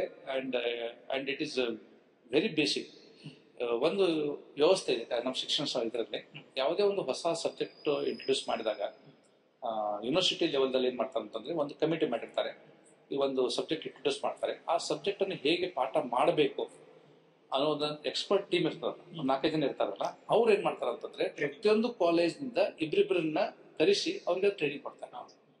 ಸೊ ಈ ಒಂದು ವ್ಯವಸ್ಥೆ ಈಗ ಇದೆ. ಈಗ 2025ರಲ್ಲಿ ಸಿಲೆಬಸ್ ಚೇಂಜ್ ಆಯ್ತು. ಸೊ ಮೊನ್ನೆ ಯಾವ್ಯಾವ ಹೊಸಾಗಿ ಈ ವರ್ಷ ಏನ್ ಮಾಡಿದಾರೆ ಅಂತಂದ್ರೆ ಪ್ರತಿಯೊಬ್ಬ ವಿದ್ಯಾರ್ಥಿ introduction to artificial intelligence, AI. ಈಗ AI is the home word ನಾವು. ಅದನ್ನ ಎಲ್ಲ ವಿದ್ಯಾರ್ಥಿ ಕಲಿಯಲೇಬೇಕಂತ ತಿಳ್ಕೊಂಡು ಅದು ಕಂಪಲ್ಸರಿ ಮಾಡಿದ್ದಾರೆ. ಬಟ್ AI ದಲ್ಲಿ ಏನ್ ಕಲಿಸ್ಬೇಕು, ಎಷ್ಟು ಲೆವೆಲ್ ವರೆಗೆ ಕಲಿಸ್ಬೇಕು ಅನ್ನೋದು ಟೀಚರ್ಸ್ ಎಲ್ಲ ಕಾಲೇಜಲ್ಲಿ ಟೀಚರ್ಸ್ ಇಲ್ಲ ಈಗ. ಬಟ್ ಇದ್ದಂತ ಟೀಚರ್ಸ್ನೇ ಒಂದು ಓದ್ಕೊಂಡು ಅರ್ಥ ಮಾಡ್ಕೊಂಡು ಕಲಿಸ್ಬೇಕಾಗ. ಸೊ ಅವ್ರಿಗೆಲ್ಲರೂ ಒಂದ್ ದಿವಸಕ್ಕೆ ಒಂದು ಕಾರ್ಯಾಗಾರ ಮಾಡಿದ್ರು, ವರ್ಕ್ಶಾಪ್ ಮಾಡಿದ್ರು. ಸೊ ಅವ್ರಿಗೆ ಹೇಳ್ಕೊಟ್ರು ಈ ರೀತಿ ಪಾಠ ಮಾಡ್ಬೇಕಂತ. ಈ ರೀತಿ ವ್ಯವಸ್ಥೆ ಇದೆ ಮತ್ತೆ ಅದು ಹಿಂಗೆ ಆಗ್ತಾನೆ ಹೋಗುದು ಖಂಡಿತ. ಈಗ ನಾವು AI ಹೇಳಿಕೆ ಏನಂತಾರೆ ಒಂದ್ ಮಾತು ಬಂತು. ಸೊ AI ಬಂದ ನಂತರ ಉದ್ಯೋಗ ಅವಕಾಶಗಳು ಕಮ್ಮಿ ಆಗ್ತವೆ ಅಂತ ಹೇಳ್ಬೇಕು. ಅದಕ್ಕೆ ತಮ್ದು ನಾನು ನನ್ನ ಪರ್ಸನಲ್ ಆಗಿ ಹೇಳ್ಬೇಕಂದ್ರೆ ನಾನು ಇದಕ್ಕೆ ಒಪ್ಪಲ್ಲ. ಯಾಕಂದ್ರೆ ನಾನು ಕೇಳ್ಕೊಂಡ್ಬಿಟ್ಟಿದ್ದೆ. ನಾನು ಇಂಜಿನಿಯರಿಂಗ್ ಸ್ಟೂಡೆಂಟ್ ಇದ್ದಾಗ ಯಾವಾಗ ಫಸ್ಟ್ ಟೈಮ್ ಕಂಪ್ಯೂಟರ್ ಬಂತು, ಕಂಪ್ಯೂಟರ್ ಎಜುಕೇಶನ್ ಬಂದಾಗ ಕಂಪ್ಯೂಟರ್ ಎಲ್ಲ ಕೆಲಸ ಮಾಡ್ತೀನಿ ಅಂತ ಆಫೀಸಲ್ಲಿ, ಆಮೇಲೆ ಮುಂದೆ ಬಹಳ ಮಂದಿ ಜಾಬೇ ಇರೋದ್ರಲ್ಲ ಅಂತ ಅಂದ್ಬಿಟ್ರು. ಆಕ್ಚುಲಿ ಕಂಪ್ಯೂಟರ್ ಬಂದ ಮೇಲೆ ಜಾಸ್ತಿ ಜನ ಬೇಕಾದ್ರು. ಯಾಕಂದ್ರೆ ಅವಾಗ ಇದು ಯಾರು ವಿಚಾರ ಮಾಡಿರ್ಲಿಲ್ಲ. ಅಂದ್ರೆ ಡೇಟಾ ಎಷ್ಟೊಂದು ಆಗುತ್ತೆ, ಆ ಡೇಟಾ ಸೇವ್ ಮಾಡ್ಬೇಕು, ಆ ಡೇಟಾನ ಅನಲೈಸ್ ಮಾಡ್ಬೇಕು, ಅದನ್ನ ವಿಶ್ಲೇಷಣೆ ಅಂತಂದ್ರೆ ಈ ಡೇಟಾ ಸೈನ್ಸ್ ಬಗ್ಗೆ ನಾವು ಮಾತಾಡ್ತೇವೆ ನೋಡಿ. ಆ ಡೇಟಾನ ಸೇವ್ ಮಾಡ್ಬೋದು. ಯಾಕಂದ್ರೆ ಮನುಷ್ಯನ ಮೆಮರಿ ಎಷ್ಟು ಬರಿಬಹುದು, ಅವನು ಬರಿತಾ ಒಂದು ಪುಸ್ತಕ ಬರೀಬಹುದು, 2 ಪುಸ್ತಕ ಬರೀಬಹುದು.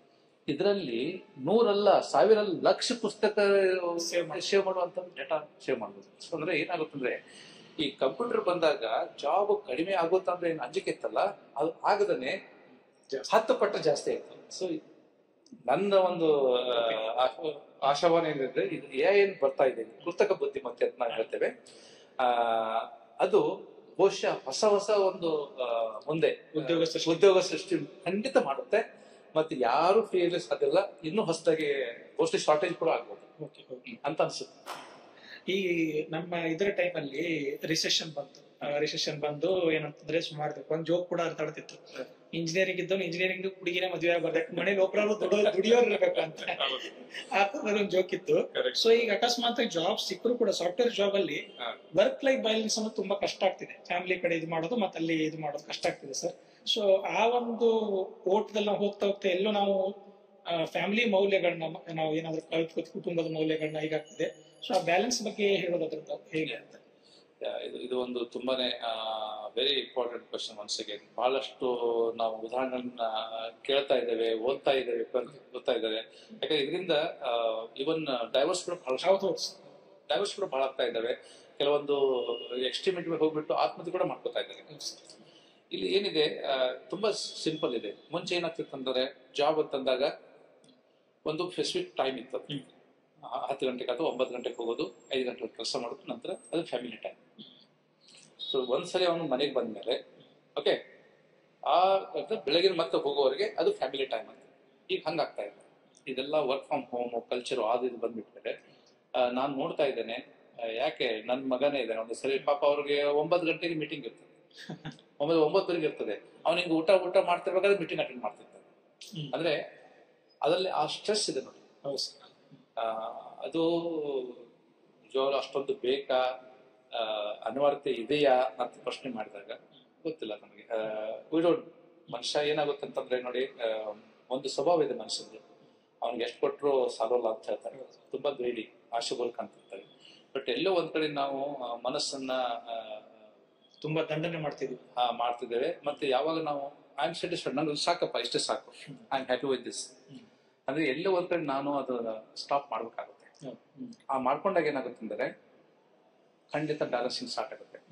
ಇನ್ನೂ ಬೇಕು ಅಂತ ಹೊಂದಾಗ ಏನಾಗುತ್ತೆ ಅಂದ್ರೆ ಅದ್ರ ಹಿಂದೆ ಬೆನ್ ಬಿಟ್ಟಿರ್ತೀವಿ ಅಂತ ನೋಡಿ. ನಾವು ರೊಕ್ಕದ ಹಿಂದೆ ಬೆನ್ನದ್ ಬೇಡ, ಅದೇ ನಿನ್ನ ಬೆನ್ನು ತಕ್ಕ ಮಾಡು ಅಂತ ಹೇಳ್ತೇವೆ ನಾವು. ಅಂದ್ರೆ ಇಲ್ಲಿ ಆ ಮನುಷ್ಯ ಎಲ್ಲ ಮೌಲ್ಯಗಳನ್ನು ಕಳ್ಕೊತಾ ಇರೋದು ಇದೆ.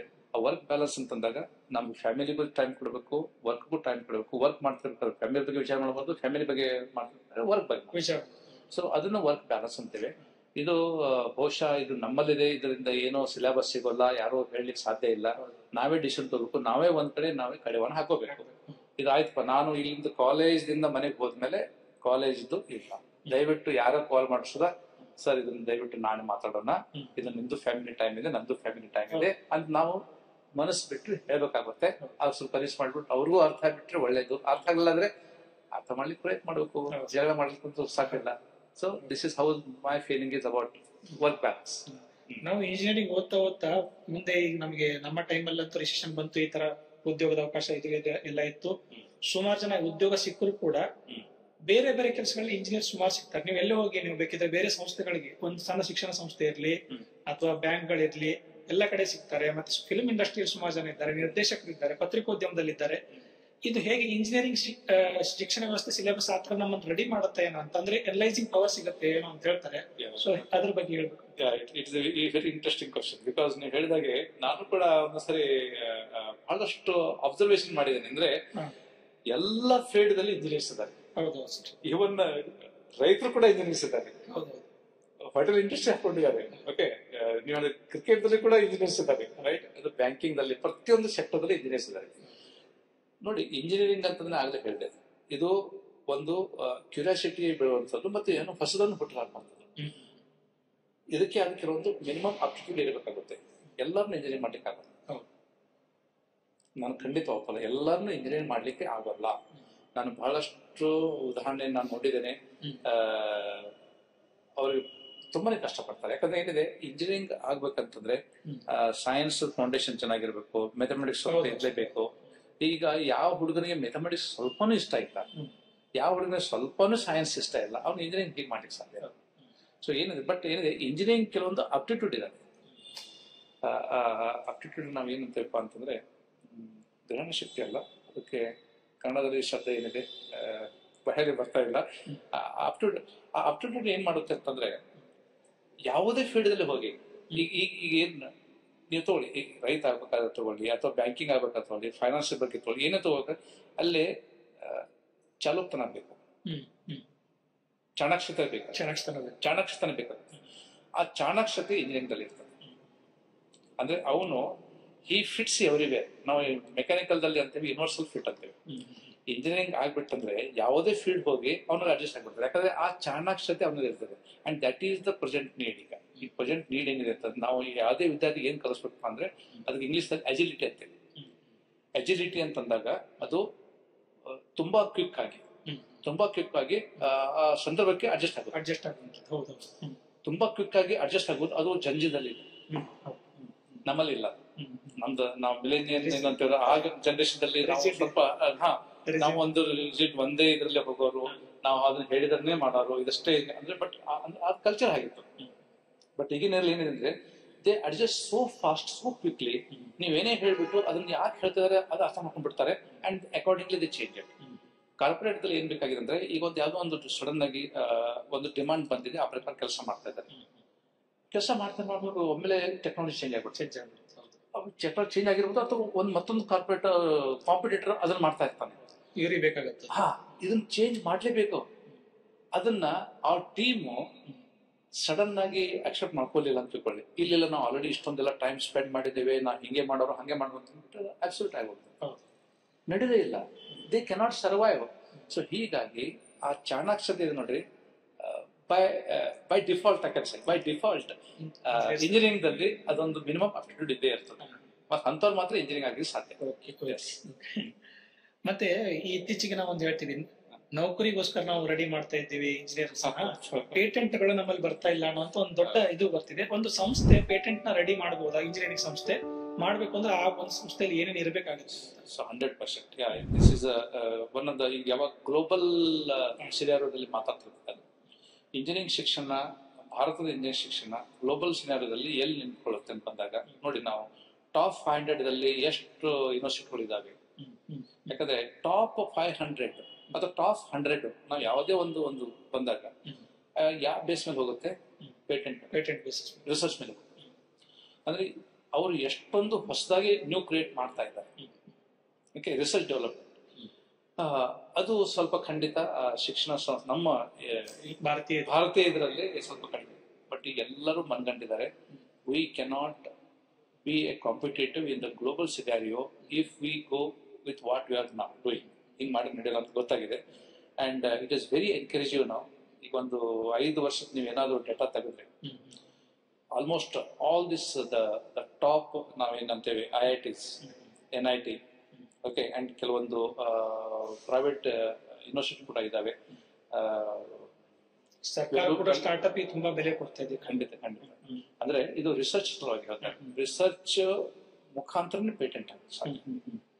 ಬಟ್ ಅಲ್ಲಿ ಏನಾಗುತ್ತೆ ಅಂದ್ರೆ ಈ ಪೇಟೆಂಟ್ ಅಂತ ಬಂದಾಗ ಎಲ್ಲರೂ ಏನ್ ತಿಳ್ಕೊತಾರೆ, ಬಹಳಷ್ಟು ಕ್ಲಿಷ್ಟಕರವಾದ ರಿಸರ್ಚ್ ಮಾಡೋ ಪೇಟೆಂಟ್ ಸಿಗುತ್ತೆ ಅಂತ ತಿಳ್ಕೊತಾರೆ. ಹಂಗಿಲ್ಲ.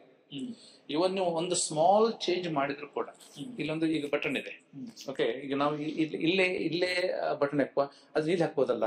ಇಲ್ಲ, ನೋಡ್ರಿ ನಾ ಹಿಡ್ಬೇಕಾ ಹಿಂಗಿರುತ್ತೆ. ಈ ಬಟನ್ ಇಲ್ಲಿ ಹಾಕಿಲ್ಲ, ಇಲ್ಲಿ ಎಲ್ಲೋ ಇರ್ಬೋದಲ್ಲ? ಇಲ್ಲ, ಇಲ್ಲಿ ಹಿಂಗಿಡಿದ ನೋಡಿ. ಸೊ ಇದು ಪ್ರೆಸ್ ಮಾಡ್ಲಿಕ್ಕೆ ಈಜಿ ಆಗುತ್ತೆ. ಮತ್ತೊಂದು ಹೊಲ್ಯೂಮ್ ಇಲ್ಲಿ ಹಾಕಿರ್ತಾನೆ, ಇಲ್ಲಿ ಮಾಡ್ಲಿಕ್ಕೆ ಈಜಿ ಆಗುತ್ತೆ. ಅಂದ್ರೆ ಅದನ್ನ ನೀವು ಇದನ್ನು ನೋಡಿದ್ರೆ ಏನಿದೆ, ಈ ಸಣ್ಣದ ಕೂಡ ನಾವು ಡಿಸೈನ್ ಚೇಂಜ್ ಮಾಡಿದ್ರು ಕೂಡ ಅದು ಪೇಟೆಂಟ್ ಅಲ್ಲಿ ಬರ್ತದೆ. ಸೊ ಪೇಟೆಂಟ್ ಅನ್ನೋದು ಏನಿದೆ ಅಂತಂದ್ರೆ ದೊಡ್ಡ ಆವಿಷ್ಕಾರ ಮಾಡಿದ್ರೆ ಮಾತ್ರ ಪೇಟೆಂಟ್ ಅಲ್ಲ. ಒಂದು ಸ್ಮಾಲ್ ಚೇಂಜ್ ಮಾಡಿದ್ರು ಕೂಡ ಅದು ಹೊಸದಾಗಿ ಅದರಿಂದ ಬೆನಿಫಿಟ್ ಆಗುವಂತದ್ದು ಇದ್ರೆ ಎಸ್ ಬೆನಿಫಿಟ್ ಆಗಿ ಅದು ಸೊಸೈಟಿ ಬೆನಿಫಿಟ್ ಆಗಿ ಅದು ಅಭ್ಯಾಸ ನೋಡಿ. ಅದು ಪೇಟೆಂಟ್ ಸಿಗೋದೇ ನಿಮಗೆ, ಅದು ಬೆನಿಫಿಟ್ ಇಲ್ಲದ್ರೆ ಪೇಟೆಂಟ್ ಸಿಗೋಲ್ಲ. ಸರ್, ಈಗ ಹೇಳಿದ್ರಿ ಗ್ಲೋಬಲ್ ಇದ್ರ ಪ್ರಕಾರ ನಾವು ಏನಂತಂದ್ರೆ ಹೊಸದಾಗಿ ಪೇಟೆಂಟ್ ಇದ್ರಲ್ಲಿ ಹೋಗ್ತಾ ಇದೀವಿ ಅಂತ. ಗ್ಲೋಬಲ್ ಸಮಸ್ಯೆಗಳಿಗೆ ಇಂಜಿನಿಯರಿಂಗ್ ಸೊಲ್ಯೂಷನ್ ಈಗಿನ ಮಟ್ಟಕ್ಕೆ ಕೊಡ್ಬೋದು. ಮುಂಚೆ ಎಲ್ಲ ನಾವೇನ್ ಮಾಡಿದ್ವಿ, ಸಾರ್ವಜನಿಕವಾಗಿ ಅಣೆಕಟ್ಟು ಕಟ್ಟಿ ಇದನ್ನ ಮಾಡಿದ್ವಿ. ಹಂಗೆ ಗ್ಲೋಬಲ್ ಅಲ್ಲಿ ಕೆಲವೊಂದಿಷ್ಟು ಸಮಸ್ಯೆಗಳಿದ್ದಾವೆ. ಸೊ ಈಗ ಎಸ್ಪೆಷಲಿ ಕೊರೋನಾ ಬಂದಾಗ ಸೊ ಅದಕ್ಕೆ ವ್ಯಾಕ್ಸಿನ್ ಕಂಡು ಹಿಡಿಬೇಕು. ಯಾರು ಕಂಡು ಹಿಡಿಬೇಕು? ನಾವೇ ಕಂಡು ಹಿಡಿಬೇಕು ಅಂತ ನಮ್ಮಲ್ಲಿ ಒಂದು ಇದು ಸ್ಟಾರ್ಟ್ ಆತ್ಮನಿರ್ಭರತೆ ಬಂತು. ಆ ಟೈಮಲ್ಲಿ ಆಕ್ಚುಲಿ ಆ ವ್ಯಾಕ್ಸಿನ್ ನ ಸ್ಟೋರೇಜ್ ಮಾಡ್ಲಿಕ್ಕೆ ನಾವು ಗೋದ್ರೇಜ್ ಅನ್ನೋ ಒಂದು ಕಂಪ್ನಿಗೆ ಏನಂದ್ರೆ ಇದು ಕೊಡ್ತೀವಿ. ಸೊ ಆ ಗೋದ್ರೇಜ್ ಅನ್ನೋ ಕಂಪ್ನಿ ಏನಂತಂದ್ರೆ ಒಂದು ಶೈತ್ಯಾಗಾರನ ರೆಡಿ ಮಾಡಿ ನಮ್ಗೆ ಕೊಡುತ್ತೆ. ಹಾಗೆ ಗ್ಲೋಬಲ್ ಸಮಸ್ಯೆಗಳು ಸುಮಾರು ಇದ್ದಾವೆ. ಸೊ ನಾವು ಆತ್ಮನಿರ್ಭರ ಭಾರತವನ್ನೇ ಬೇಸಿಕ್ ಆಗಿ ಇಟ್ಕೊಂಡ್ರೆ ಸೊ ಯಾವ ತರ ನಾವು ಮುಂದುವರಿಬಹುದು ಅಂತ ಇದ್ರಲ್ಲಿ ನಿಮ್ಗೆ ಗೊತ್ತಿಲ್ಲ. ಈಗ ನೋಡಿ, ಗ್ಲೋಬಲ್ ಸಿನಾರಿಯೋದಲ್ಲಿ ಬಹಳ ಪ್ರಾಮುಖ್ಯತೆವಾದ ಒಂದು ಸಮಸ್ಯೆ ಏನಪ್ಪಾ ಅಂತಂದ್ರೆ, ಈಗ ನಾವು ನಮ್ಮ ಟೈಮ್ದಲ್ಲಿ ಅಂತಿದ್ವಿ ನಿರುದ್ಯೋಗ ಅಂತಿದ್ವಿ, ಅದೆಲ್ಲ ಬಿಡೋಣ. ಈಗ ಏನಾಗಿರ್ತದೆ ಅಂದ್ರೆ, ನಾವು ವಾಸಿಸುವ ಈ ಒಂದು ಜಗತ್ತೇನಿದೆ, ಈ ಜಗತ್ತು ಹೇಗಿತ್ತು ಹೇಗಿದೆ ಹೇಗಾಗಿದೆ ಅಂತ ಬಿಕಾಸ್ ಅಲ್ಟಿಮೇಟ್ಲಿ ಇದು ಮನುಷ್ಯನ ಒಂದು ಸೆಲ್ಫಿಶ್ ನೇಚರ್ದಿಂದ ಬಹಳಷ್ಟು ಕಾಡುಗಳನ್ನು ಕಳ್ಕೊತಾ ಇದ್ದೇವೆ. ಹಸಿರು ಮಾಯವಾಗ್ತಾ ಇದೆ, ನೀರು ಕಲುಷಿತವಾಗ್ತಾ ಇದೆ. ಮನುಷ್ಯನಿಗೆ ತುಂಬಾ ಬೇಸಿಕ್ ಆಗಿ ಬೇಕಾದ ಒಂದು ಶುದ್ಧವಾದ ವಾಯು ಮತ್ತು ಶುದ್ಧವಾದ ನೀರು. ಓಕೆ, ಇದನ್ನೇ ನಾವು ನಿಮ್ಗೆ ಹೇಳ್ತಿರ್ಬೇಕ. ಸುಮಾರು 187 ದೇಶಗಳಿದ್ದಾವೆ. ಎಲ್ಲ ಇತ್ತೀಚೆಗೆ ಇದು ಬಂದಾಗ 2009 ಏನೋ ಒಂದು ಕಾನ್ಫರೆನ್ಸ್ ಆಯ್ತು. ಅವು ಎಲ್ಲಾ ದೇಶಗಳು ಒಪ್ಪಿಗೆ ಕೊಟ್ಟಪ್ಪ ಅಂದ್ರೆ we have to think of sustainability, ಸಂರಕ್ಷಣೆ ಮಾಡುವಂಥದ್ದು. ಮುಂದಿನ ಜನಾಂಗಕ್ಕೂ ಅದು ಸಿಗಬೇಕು, ಅದ್ರ ಮುಂದಿನ ಜನಾಂಗಕ್ಕೂ ಸಿಗಬೇಕು. ಯಾಕಂದ್ರೆ ನಾವೀಗ ಏನು ವಾಸಿಸ್ತೋ ಈ ಭೂಮಿ ಇದೆಯಲ್ಲ, ನಾವೀಗ ಆರಾಮಾಗಿ ಇದ್ದೇವೆ. ಇದಕ್ಕೆ ಕಾರಣಭೂತರು ನಮ್ಮ ಪೂರ್ವಜರು. ಅವರು ಇದಕ್ಕೆ ಏನು ಹಾನಿ ಮಾಡ್ಲಿಲ್ಲ, ನೀರಿಗೆ ಹಾನಿ ಮಾಡ್ಲಿಲ್ಲ, ಸಾಯೋ ಅದಕ್ಕೆ ನಾವು ಶುದ್ಧ ಸಿಗ್ತಾ ಇದೆ. ಈಗ ನಾವು ಕೂಡ ವಿಚಾರ ಮಾಡ್ಬೇಕಲ್ಲ, ಮುಂದಿನ ಜನಾಂಗಕ್ಕೆ ಶುದ್ಧವಾದ ನೀರು ಸಿಗಬೇಕು, ವಾಯು ಸಿಗಬೇಕು. ಅದಕ್ಕೇನಿದೆ ಇಲ್ಲಿ ಈ ಟೆಕ್ನಾಲಜಿಯನ್ನು ಬಳಸಿ. ಯಾಕಂದ್ರೆ ಪಾಪ್ಯುಲೇಷನ್ ಜಾಸ್ತಿ ಆಗ್ತಾ ಇದೆ, ಪಾಪ್ಯುಲೇಷನ್ ಕಂಟ್ರೋಲ್ ಆಗ್ತಾ ಇದೆ. ಕೆಲವೊಂದು ದೇಶದಲ್ಲಿ ಡಬಲ್ ಆಗಿದೆ, ಮಲ್ಟಿಪಲ್ ಆಗಿದೆ. ನಮ್ಮ ಭಾರತ ದೇಶನೇ ತಗೊಂಡಾಗ ಈ 50 ವರ್ಷದಲ್ಲಿ ಎಷ್ಟು ಪಟ್ಟು ಜಾಸ್ತಿ ಆಗಿದೆ ನಮ್ಗೆ ನೋಡ್ತಾ ಇದೆ. ಓಕೆ, ಇನ್ನು ಹೇಳ್ತಾ ಇದೆ. ಯಾಕಂದ್ರೆ ಇದು ಜನಸಂಖ್ಯೆದಂತೂ ಇದ್ದೇ ಇರೋದು. ಆ ಜನಸಂಖ್ಯೆ ಅನುಗುಣವಾಗಿ ಈ ಭೂಮಿಯಲ್ಲಿ ಇರುವಂತಹ ರಿಸೋರ್ಸ್ ಏನಿದೆ ಅಲ್ಲ, ಆ ರಿಸೋರ್ಸ್ ನ ಸಂರಕ್ಷಣೆ, sustainability is one of the toughest task ಇದೆ. ಅದನ್ನ ಟೆಕ್ನಾಲಜಿ ಮುಖಾಂತರ ಮಾಡ್ಲಿಕ್ಕೆ ಸಾಧ್ಯ. Okay, so engineering has got the solution to everything. ಅದ್ರ ಜೊತೆಗೆ ಮನುಷ್ಯನ ನೆಕ್ಸ್ಟ್ ಬರ್ತದೆ ಹೆಲ್ತ್ ಬರ್ತದೆ, ಆರೋಗ್ಯ. ಯಾಕಂದ್ರೆ ನಾವು ಕಂಡು ಕೇಳಿದಂತ ರೋಗಗಳು ಬರ್ತಾ ಇದೆ, ಕಂಡು ಕೇಳಿದಂತ ರೋಗಗಳು ಎಲ್ಲಾನು ಈಗ ಬರ್ತದೆ. ಯಾಕಂದ್ರೆ ಮನುಷ್ಯ ಕಂಟ್ಯಾಮಿನೇಷನ್, ಅವನು ಆಹಾರ ಪದ್ಧತಿನೇ ಬೇರೆ ಆಗಿದೆ, ಅವ್ನು ಸೇವಿಸುವ ಆಹಾರನೇ ಬೇರೆ ಆಗಿದೆ. ಓಕೆ, ಇದು ಯಾಕೆ ಇಂಥದ್ದು ಬಂತಂದು ಕಂಡು ಹಿಡ್ಲಿಬೇಕಾದ್ರೆ ಮತ್ತೊಂದು ಪ್ರಯೋಗ ಮಾಡ್ಬೇಕಾಗುತ್ತೆ. ಓಕೆ, ಅದು ರಿಸರ್ಚ್ ಅಲ್ಲಿ ಹೋಗ್ಬಿಡುದು. ಬಟ್ ಏನಾಗುತ್ತಂದ್ರೆ ಈ ಹೆಲ್ತ್ ಮತ್ತೆ ಈ ಸಸ್ಟೈನಬಿಲಿಟಿ ಏನಿದೆಲ್ಲ, ಇದಕ್ಕೆ ಖಂಡಿತ ಎಲ್ಲ ದೇಶಗಳು ಇನ್ಕ್ಲೂಡಿಂಗ್ ಇಂಡಿಯಾ ಬಹಳಷ್ಟು ಹಣ ಖರ್ಚು ಮಾಡ್ತಾ ಇದೆ. And there is lot of scope for the engineers to do in that ಅಂತ ನನ್ನ ಒಂದು. And AI is definitely going to help in that. ಈಗ ನಾವು ಕೊರೋನಾ ಬಗ್ಗೆ ಮಾತಾಡಿದೀವಿ ಸರ್. ಕೊರೋನಾ ಬಗ್ಗೆ ಮಾತಾಡ್ತಾ ಕೊರೋನಾ ಒಂದು ದೊಡ್ಡ ಸ್ಥಿತ್ಯಂತರವನ್ನು ತಂತು ನಮ್ಮ ಲೈಫ್.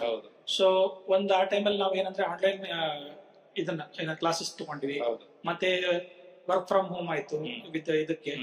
ಸೊ ಆನ್ಲೈನ್ ಶಿಕ್ಷಣ ಮತ್ತೆ ನಿಮ್ಗೆ ಏನಾದ್ರು ಕ್ಲಾಸ್ ರೂಮ್ ಶಿಕ್ಷಣಕ್ಕೆ ಯಾವ್ದು ನಿಮಗೆ ನಾನು ಆಗಲೇ ಹೇಳ್ತಾ ಇದ್ದೆ, ಶಿಕ್ಷಣ ಅನ್ನೋದು ಬೇಸಿಕಲಿ ಏನಾಗುತ್ತೆ ಅಂತಂದ್ರೆ ಅವನಲ್ಲಿ ಆಲ್ರೆಡಿ ಒಂದು ಹೊಂದಿದಂತ ಒಂದು ಜ್ಞಾನ ಇದ್ದೇ ಇರ್ತದೆ, ಅದನ್ನ ಮ್ಯಾನಿಫೆಸ್ಟೇಷನ್ ಮಾಡೋದಿದೆ. ಈಗ ನಾನು ಇಲ್ಲಿ ಫಿಸಿಕಲಿ ಮಾಡ್ತೇನೋ ಅಥವಾ ಆನ್ಲೈನ್ ಮಾಡ್ತೇನೋ ಅದು ಡಿಪೆಂಡ್ಸ್. ಈಗ ಅವನು ಹೆಂಗೆ ಆಕ್ಷನ್ ಮಾಡೋಣ. ಆನ್ಲೈನ್ ನಾವು ಎಂದು ಕೇಳಿಲ್ಲ, ಯಾಕಂದ್ರೆ ನಮ್ಮ ಟೈಮ್ದಲ್ಲಿ ಇರ್ಲೇ ಇಲ್ಲ. ಈಗ ಕರೋನಾ ಬಂದಿದ್ದಕ್ಕೆ ಅದೊಂದು ಡೆಫಿನೆಟ್ಲಿ ಹೊಸದಾಗಿ ನಾವು ತಿಳ್ಕೊಂಡಿದ್ದು. ಅಂದ್ರೆ ನಾವು ಮನೆಯಲ್ಲಿ ಕೂತ್ಕೊಂಡು ಕೂಡ ಹುಡುಗರಿಗೆ ಪಾಠ ಮಾಡಬಹುದು ತಿಳ್ಕೊಂಡು ಅರ್ಥ ಆಗಿತ್ತು ನಮ್ಗೆ. ಸೊ ಹೇಗಿದೆ, ಕೆಲವೊಂದು ವಿಷಯಗಳನ್ನ ನಾವು ಈಗ ಪ್ರಯೋಗ ಮಾಡ್ತೇವೆ. ಪ್ರಯೋಗ ಮಾಡ್ಬೇಕಾದ್ರೆ ಹುಡುಗ ಅವನ ಆಕ್ಚುಲಿ ಕೈಯಲ್ಲಿ ಮುಟ್ಬೇಕಾಗುತ್ತೆ, ಅವನ ಟಚ್ ಮಾಡ್ಬೇಕಾಗುತ್ತೆ, ಅವನೇ ಕೆಲವೊಂದು ಹೀಗೆ ಹಿಡಿದು ಮಾಡ್ಬೇಕಾಗುತ್ತೆ. ಅವಾಗ ಫಿಸಿಕಲಿ ಬೇಕೇ ಬೇಕಾಗುತ್ತೆ, ಅದು ಆನ್ಲೈನ್ ಮಾಡ್ಲಿಕ್ಕೆ ಆಗೋಲ್ಲ. ಮತ್ತೆ ಆ ಒಂದು ಫೆಸಿಲಿಟಿ ಮನೆಯಲ್ಲಿ ಇರದೇ ಇರಬಹುದು. ಅಂದ್ರೆ ಕೆಲವೊಂದು ವಿಷಯಗಳನ್ನ ಖಂಡಿತ ಆನ್ಲೈನ್ ಮಾಡ್ಬೋದು, ಕೆಲವೊಂದು ವಿಷಯಗಳನ್ನ ಆಫ್ಲೈನ್ ಬೇಕೇ ಬೇಕಾಗುತ್ತೆ. ಸೊ ಹೀಗಾಗಿ ಹೈಬ್ರಿಡ್ ಸಿಸ್ಟಮ್ ನಾವೇನಂತೀವಿ, ಅದನ್ನು ಮಾಡಿ ಇದನ್ನು ಮಾಡಿ. ನಾನು ಆಗಲೇ ಹೇಳ್ತಾ ಇದ್ದೆ, ಈಗ ನಾನು ಸಂಗೀತ ಕಲಿಬೇಕು, ಆನ್ಲೈನ್ ಕಲಿಬಹುದು. ನಾನು ಜರ್ಮನಿ ಕಲಿಬಹುದು, ಆನ್ಲೈನ್ ಕಲಿಬಹುದು. ನಾನು ಜರ್ಮನಿಗೆ ಹೋಗ್ಬೇಕಾಗಿಲ್ಲ, ನಾನು ದಿಲ್ಲಿಗೆ ಹೋಗ್ಬೇಕಾಗಿಲ್ಲ, ನಾನು ಬೆಂಗಳೂರಿಗೆ ಹೋಗ್ಬೇಕಾಗಿಲ್ಲ, ಇಲ್ಲೇ ಕಲಿಬಹುದಿಲ್ಲ ನಾನು. ಸೊ ಆನ್ಲೈನ್ ಅದರದ್ದೇ ಒಂದು ಅಡ್ವಾಂಟೇಜ್ ಇದಾವೆ. ಬಟ್ ಕೆಲವೊಂದು ಡಿಸ್ಅಡ್ವಾಂಟೇಜ್ ಅಂತಂದ್ರೆ, ಬಿಕಾಸ್ ಆನ್ಲೈನ್ ಹೇಗಾಗುತ್ತೆ, ಇಂಟರ್ನೆಟ್ ಮುಖಾಂತರ ಆಗುತ್ತೆ. ಈಗ ಇಂಟರ್ನೆಟ್ ಕನೆಕ್ಟಿವಿಟಿ ಹೇಗಿದೆ ಇಂಡಿಯಾದಲ್ಲಿ, ಇಂಟರ್ನೆಟ್ ಕನೆಕ್ಟಿವಿಟಿ ಅದು ಅಷ್ಟೊಂದು ಇನ್ನೂ ಎಲ್ಲ ಹಳ್ಳಿಗೆ ಅಥವಾ ರೀಚ್ ಆಗಿಲ್ಲ. ಮತ್ತೆ ಅಲ್ಲಿ ಕಟ್ ಆಗಿಬಿಡ್ತದೆ. ಏನೋ ಪಾಠ ಮಾಡ್ತಿರ್ಬೇಕಾದ್ರೆ ನಾವಂತೂ ನೋಡಿ, ಅಲ್ಲಿ ಸರ್ ಏನು ಮಾತಾಡ್ತಾರೆ ನಮ್ಗೆ ಕೇಳಿಸ್ತಾನೆ ಇಲ್ಲ. ಅದು ನಾವು ಕೇಳುವಂತ ಪ್ರಶ್ನೆ ಅವ್ರಿಗೆ ಕೇಳಿಸ್ತಾ ಇರ್ಲಿಲ್ಲ, ಬಹಳಷ್ಟು ಲ್ಯಾಗ್ ಆಗ್ತಾ ಇತ್ತು.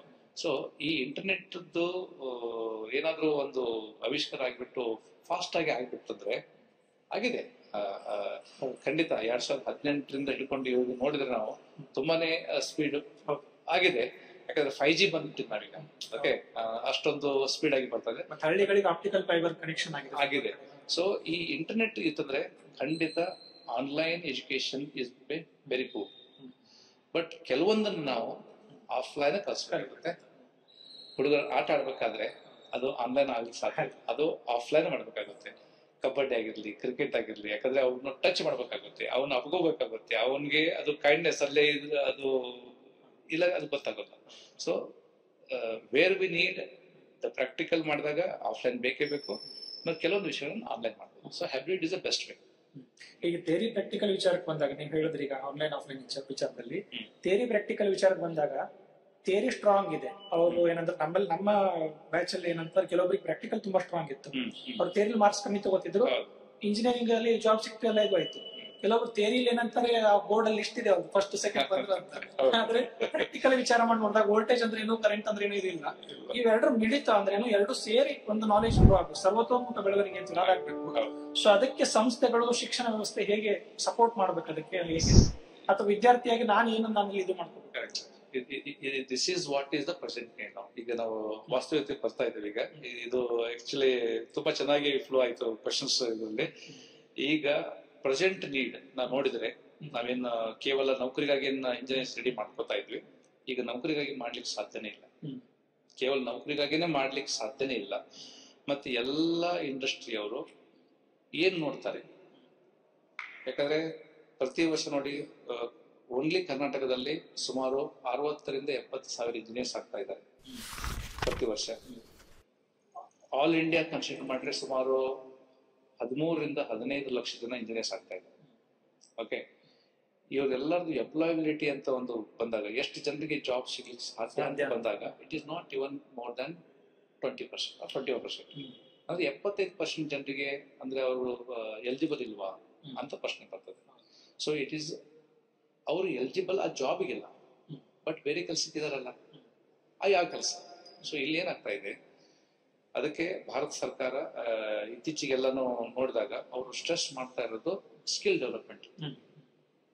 ಸೊ ಯಾವಾಗ ನಾನು ಒಂದು ಹೊಸ ಒಂದು ಪಾಠ ಓದ್ತೇನೆ, ನನ್ನ ಜ್ಞಾನ ಅಭಿವೃದ್ಧಿ ಆಗ್ತದೆ. My knowledge increases the moment I learn something new. ಏನೋ ಒಂದು ಪುಸ್ತಕ ಓದಿದೆ, ಜ್ಞಾನ ಜಾಸ್ತಿ ಆಯ್ತು, ಬಟ್ ಆ ಜ್ಞಾನ ಉಪಯೋಗ ಹೆಂಗ್ ಮಾಡ್ಕೋಬೇಕು, ಇಂಪ್ಲಿಮೆಂಟೇಷನ್, ಅವಾಗ ಸ್ಕಿಲ್ ಬರ್ತದೆ. ನಾನು ಅದನ್ನ ತುಂಬಾ ಒಂದು ನಮ್ಮ ಪಾಠ ಮಾಡ್ಬೇಕಾದ್ರೆ ಹೇಳ್ತೇನೆ. ಈಗ ನಿಮ್ ಮನೆಯಲ್ಲಿ ತಾಯಿ ಅಡಿಗೆ ಮಾಡ್ತಾರೆ, ಓಕೆ, ನೀವು ಒಂದು ಪುಸ್ತಕ ತಗೊಳ್ಳಿ, ರೆಸಿಪಿ ತುಂಬಾ ಚೆನ್ನಾಗಿರ್ತದೆ. ಎಷ್ಟು ಬಟ್ಲು ನೀರು ತೆಗೆದುಕೊಳ್ಳಬೇಕು, ಎಷ್ಟು ಹಿಟ್ಟು ತೆಗೆದುಕೊಳ್ಳಬೇಕು, ಎಷ್ಟು ಎಲ್ಲರೂ ಅದ್ರ ಪ್ರಕಾರ ಒತ್ತ ಮಾಡಿ ನೀವು ರೊಟ್ಟಿ ಮಾಡಿ, ನಿಮ್ ತಾಯಿನೂ ರೊಟ್ಟಿ ಮಾಡ್ಲಿ ಹೇಳಿ ಅಂತ ಹೇಳಿ, ಎಲ್ಲ ಒಂದ್ಸಲ ಅಕ್ಸೆಪ್ಟೆಡ್ ಅಬ್ವಿಯಸ್. ಏನಂದ್ರೆ ತಾಯಿ ರೊಟ್ಟಿ ಚೆನ್ನಾಗಿರುತ್ತೆ. ತಾಯಿ ರೊಟ್ಟಿ ಚೆನ್ನಾಗಿ ಹೆಂಗಾಯ್ತು, ಅವರು ಕೂಡ ಫಸ್ಟ್ ಟೈಮ್ ಮಾಡಿದಾಗ ತಪ್ಪಿತ್ತು. ಕೊನೆಗೆ ಮಾಡ್ತಾ ಮಾಡ್ತಾ ಮಾಡ್ತಾ ಮಾಡ್ತಾ ಮಾಡ್ತಾ ಇಷ್ಟು ಸ್ಕಿಲ್ ಇಂಪ್ರೂವ್ಮೆಂಟ್ ಆಗ್ಬಿಡ್ತಲ್ಲ, ಅವ್ರು ಬೇರೆ ಜನ ಮಾತಾಡ್ತಾ ಮಾಡ್ತಾ ರೊಟ್ಟಿ ಮಾಡ್ತಾರೆ, ಬೇರೆ ಮಾತಾಡ್ತಾ ಬೇಯಿಸ್ತಾರೆ. ನೀವೆಲ್ಲ ರೆಸಿಪಿ ತಗೊಂಡ್ಬಿಟ್ಟು ಮಾಡಿದ್ರು ಕೂಡ ಒಪ್ಪಲ್ಲ, 100% ಕಾನ್ಸಂಟ್ರೇಟ್ ಕೊಟ್ಟರು ಒಪ್ಪಲ್ಲ. ಯಾಕಂದ್ರೆ ಪ್ರಾಕ್ಟಿಕಲ್ ಬೇರೆ ಆಗುತ್ತೆ, ನಾಲೆಜ್ ಬೇರೆ ಬೇರೆ ಆಗುತ್ತೆ. ಸೊ ಇಲ್ಲಿ ಈಗ ಪ್ರೆಸೆಂಟ್ಲಿ ಬೇಕಾಗಿರೋದು ಏನಪ್ಪಾ ಅಂದ್ರೆ ಪ್ರಾಕ್ಟಿಕಲ್ ಬೇಕಾಗಿದೆ, ಸ್ಕಿಲ್ ಬೇಕಾಗಿದೆ. ಸೊ ಹೀಗಾಗಿ ನೀವು ಕೂಡ ಇಂಜಿನಿಯರಿಂಗ್ ಇದ್ದಾಗ ನಾನು ಪಾಠ ಮಾಡೋದು ನಂಗೆ ನೆನಪಿದೆ. ಅವಾಗ ಸಿಲೆಬಸ್ ಹೇಗಿತ್ತಪ್ಪ ಅಂದ್ರೆ ಥಿಯರಿ ಅವರ್ಸ್ ಇಷ್ಟು, ಪ್ರಾಕ್ಟಿಕಲ್ ಅವರ್ಸ್ ಇಷ್ಟು ಅಷ್ಟೇ ಇತ್ತು. ನಂತರ ಸ್ಲೋ ಆಗಿ ಒಂದು ಪಾರ್ಟ್ ಮತ್ತೊಂದಿತ್ತು, ಅದನ್ನ ನಾವು ಅದನ್ನ ಬಹಳಷ್ಟು ಕಾಲೇಜಲ್ಲಿ ಮಾಡ್ಲಿಲ್ಲ. ಅದು ಮಿಸ್ ಹೆಂಗಾಯ್ತು ಅಂತಂದ್ರೆ ಟ್ಯುಟೋರಿಯಲ್ಸ್ ಅಂತ ಇರ್ತಿತ್ತು. ಅಂದ್ರೆ ಅಲ್ಲಿ 3 ಭಾಗ, ಒಂದ್ ಯಾವುದೇ ವಿಷಯ ಬಂದಾಗ ಥಿಯರಿ ಇಷ್ಟು ಗಂಟೆ, ಟ್ಯುಟೋರಿಯಲ್ಸ್ ಇಷ್ಟು ಗಂಟೆ, ಪ್ರಾಕ್ಟಿಕಲ್ಸ್ ಇಷ್ಟು ಗಂಟೆ ಅಂತ ಇರ್ತಿತ್ತು. ಈ ಹೊಸದಾಗಿ ಸಿಲೆಬಸ್ ಅಲ್ಲಿ ಮತ್ತೊಂದು ಎಸ್ ಅಂತ ಬಂದಿದೆ. It is theory, tutorial, practical and last one is skill development. So first semester ನಿಂದನೇ ನಮ್ಮ ವಿಟಿಯೋದಲ್ಲಿ ತುಂಬಾ ಚೆನ್ನಾಗಿ ಇದರ ಸಿಲೆಬಸ್ ಮಾಡಿದ್ದಾರೆ. ಅಂದ್ರೆ 4ನೇ ಟರ್ಮ್ ಇದೆಲ್ಲ ಸ್ಕಿಲ್ ಡೆವಲಪ್ಮೆಂಟ್, ಅಂದ್ರೆ ಅವನು ಫಸ್ಟ್ ಇಯರ್ ದಿಂದಲೇ ಅವನಲ್ಲಿ ಸ್ಕಿಲ್ ಅನ್ನ ಡೆವಲಪ್ ಮಾಡ್ತಾ ಹೋಗ್ಬೇಕಂತ. ಸೊ ಅಲ್ಲಿ ಏನ್ ಮಾಡ್ತಾ ಅಂದ್ರೆ, ನೀವು ಮೋಸ್ಟ್ಲಿ ಇಂಜಿನಿಯರಿಂಗ್ ಮಾಡ್ತಿರ್ಬೇಕಾದ್ರೆ ಫೈನಲ್ ಇಯರ್ ಅಲ್ಲಿ ಪ್ರಾಜೆಕ್ಟ್ ಈಗ ಫಸ್ಟ್ ಇಯರ್ ಅಲ್ಲೇ ಪ್ರಾಜೆಕ್ಟ್. ಸೊ ಫಸ್ಟ್ ಇಯರ್ ದಲ್ಲಿ ನಾವು ಪ್ರಾಜೆಕ್ಟ್ ಮಾಡ್ಬೇಕಾದ್ರೆ ಅವ್ನ ಸ್ಕಿಲ್ ಬರ್ಲೇಬೇಕು, ಬರೀ ನಾಲೆಜ್ ನಡೆಯಲ್ಲ. ಆ ಸ್ಕಿಲ್ ಅವನಿಗೆ ನಾವು ಏನ್ ಮಾಡ್ತೇವೆ, ಪ್ರತಿ ವಾರ 2 ಗಂಟೆ ಆ ಸ್ಕಿಲ್ಸ್ ಮಾಡ್ಕೊಡ್ತೇವೆ.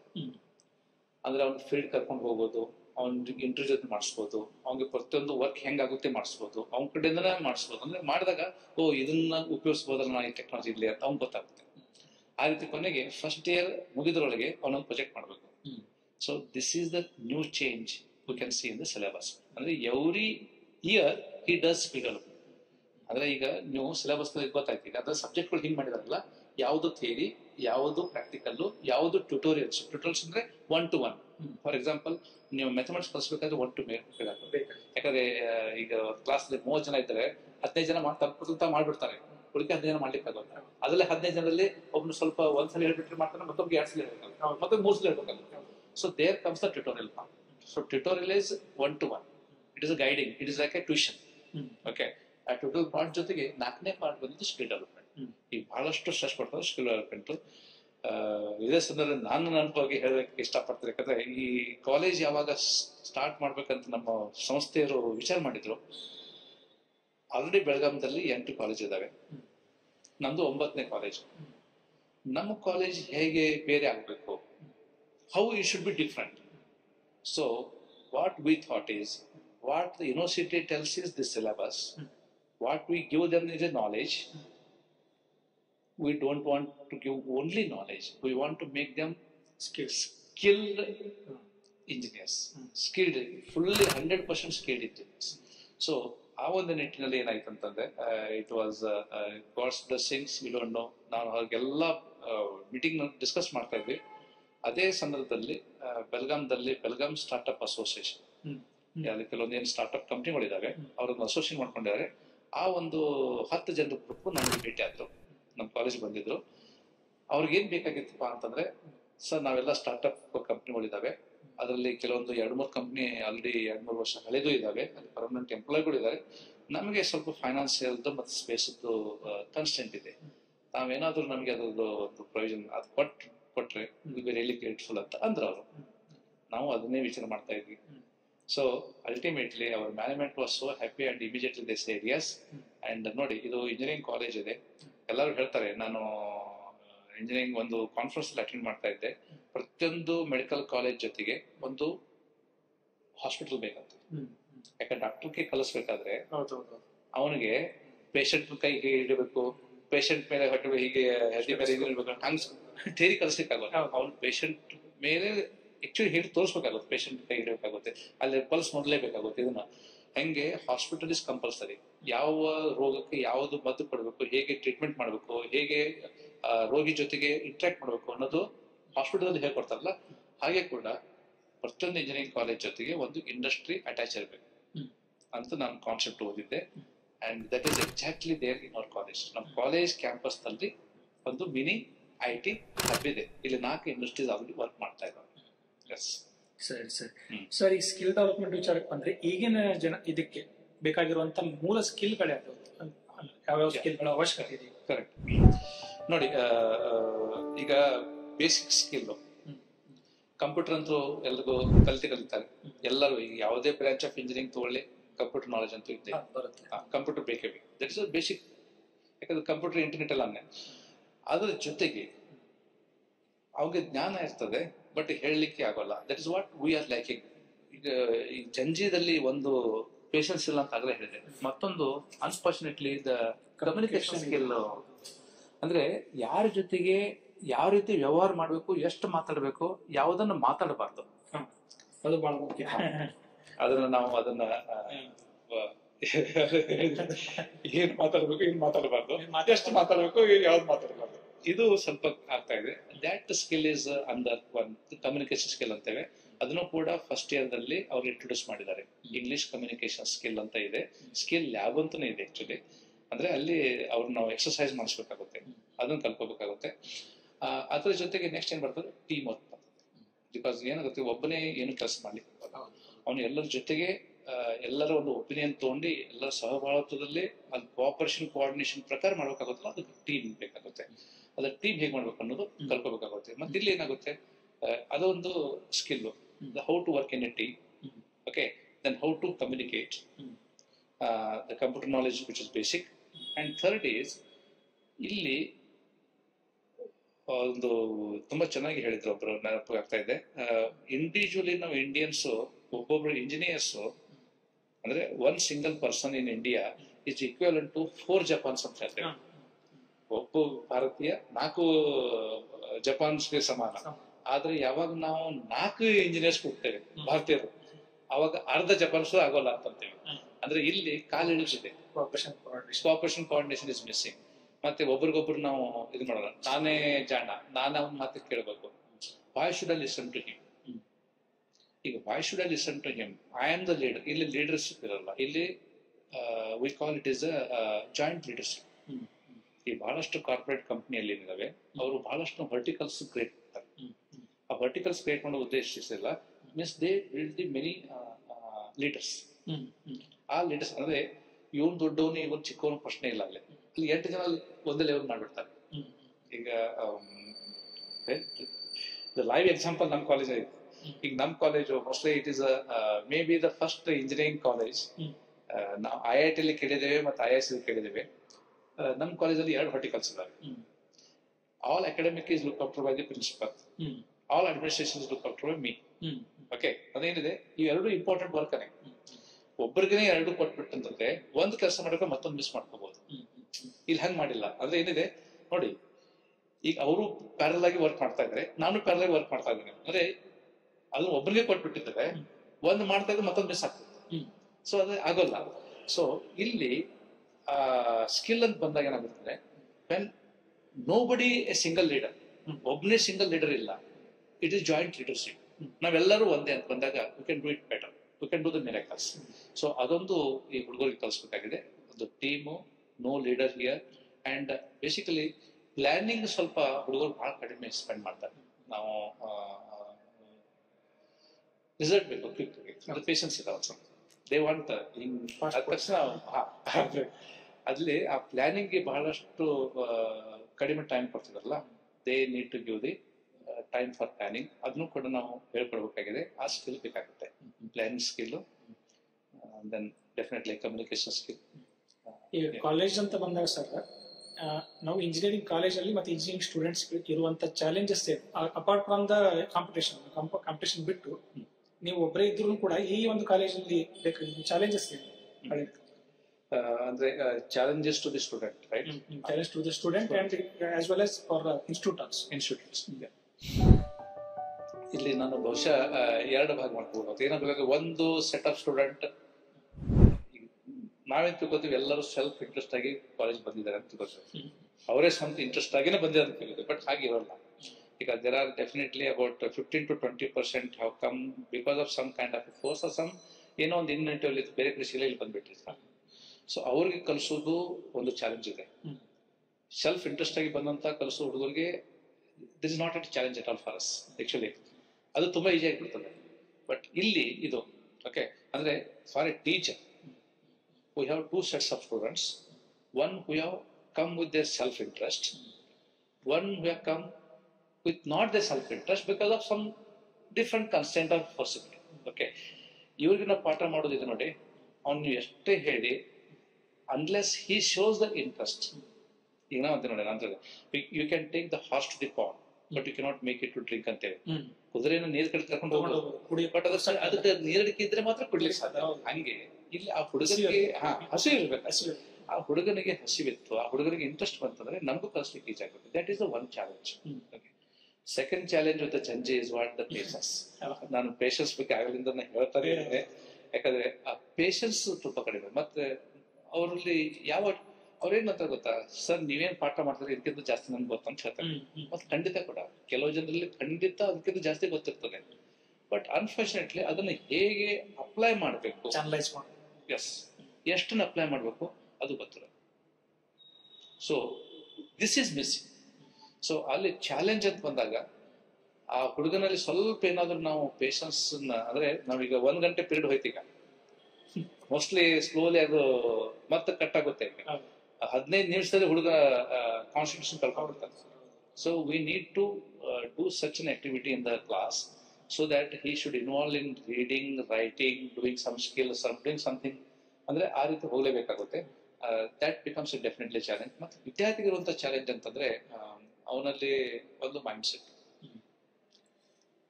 Set is everything. ನೋಡಿ, ಟೀಚರ್ ಇರ್ಬೋದು ಅಥವಾ ಯಾರೇ ಇರ್ಬೋದು, ಮೈಂಡ್ ಸೆಟ್ ಅಂದ್ರೆ ಏನಂದ್ರೆ ಇಲ್ಲಿ ನಾನು ಇಂಜಿನಿಯರಿಂಗ್ ಆಗ್ಬೇಕು. ಓಕೆ, ಯಾವ ತರ ಇಂಜಿನಿಯರಿಂಗ್ ಆಗ್ಬೇಕು, ನಾನು ಈ ರೀತಿ ಒಂದು ಜಾಬ್ ತಗೋಬೇಕು ಅಥವಾ ಈ ರೀತಿ ಒಂದು ಹಣ ಗಳಿಸ್ಬೇಕು, ಈ ರೀತಿ ಒಂದು ನನ್ನ ಲೈಫ್ ಸ್ಟೈಲ್ ಇರಬೇಕು ಅಂತ ಏನೋ ಒಂದು mind set ಇಟ್ಕೊಂಡಿರ್ತಾನೆ.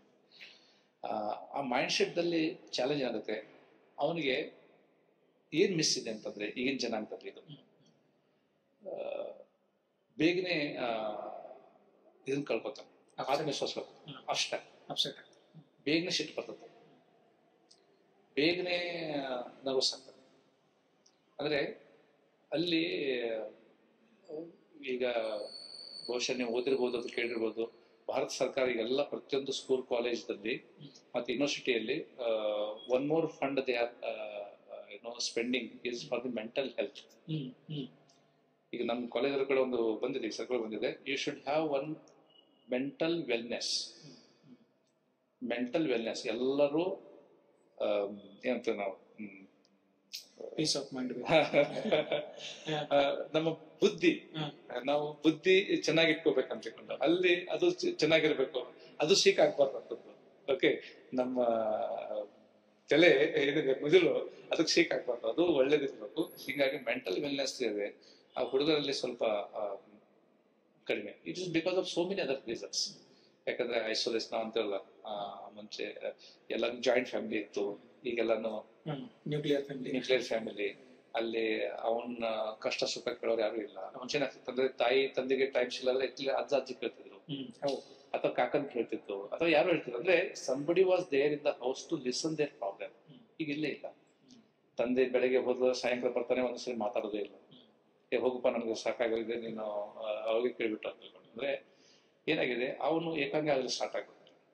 And that leads to the mental healthiness start ಆಗುತ್ತೆ. So this is the greatest challenge for a student. So he did not to lose the hopes.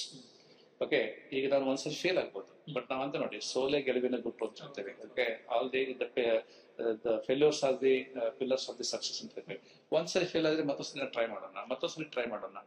ಅಂದ್ರೆ ಅದನ್ನ ಈಗಿನ ಹುಡುಗರಲ್ಲಿ ನಾನು ಕಡೆ ನೋಡ್ತಾ ಇದ್ದೆ. ದೇ ಬಿಕಮ್ ವೆರಿ ಇಮಿಡಿಯೇಟ್ಲಿ ನಂಗೆ ಆಗೋಲ್ಲ ಸರ್ ಅನ್ಸ್ಕೊಟ್ಬಿಡ್ತಾರೆ. ಮತ್ತೊಂದ್ಸರಿ ಅದನ್ನ ಪ್ರಯತ್ನ ಮಾಡಬೇಕು, ಮಾಡಿದ್ರೆ ಆಗುತ್ತೆ ಅನ್ನೋದು ಅದನ್ನ ಅವ್ನ ಆತ್ಮವಿಶ್ವಾಸ ಇದೆಯಲ್ಲ, ಅದು ಸ್ವಲ್ಪ ಕಡಿಮೆ ಆಗ್ತದೆ. ಸೊ ಸಿಗೋದು ಕೂಡ ಬಹಳ ಸುಲಭವಾಗಿ ಸಿಗ್ತಿದೆ, ಎಲ್ಲಾನು ಅದಕ್ಕಾಗಿ ಸಮಸ್ಯೆ ಇದೆ.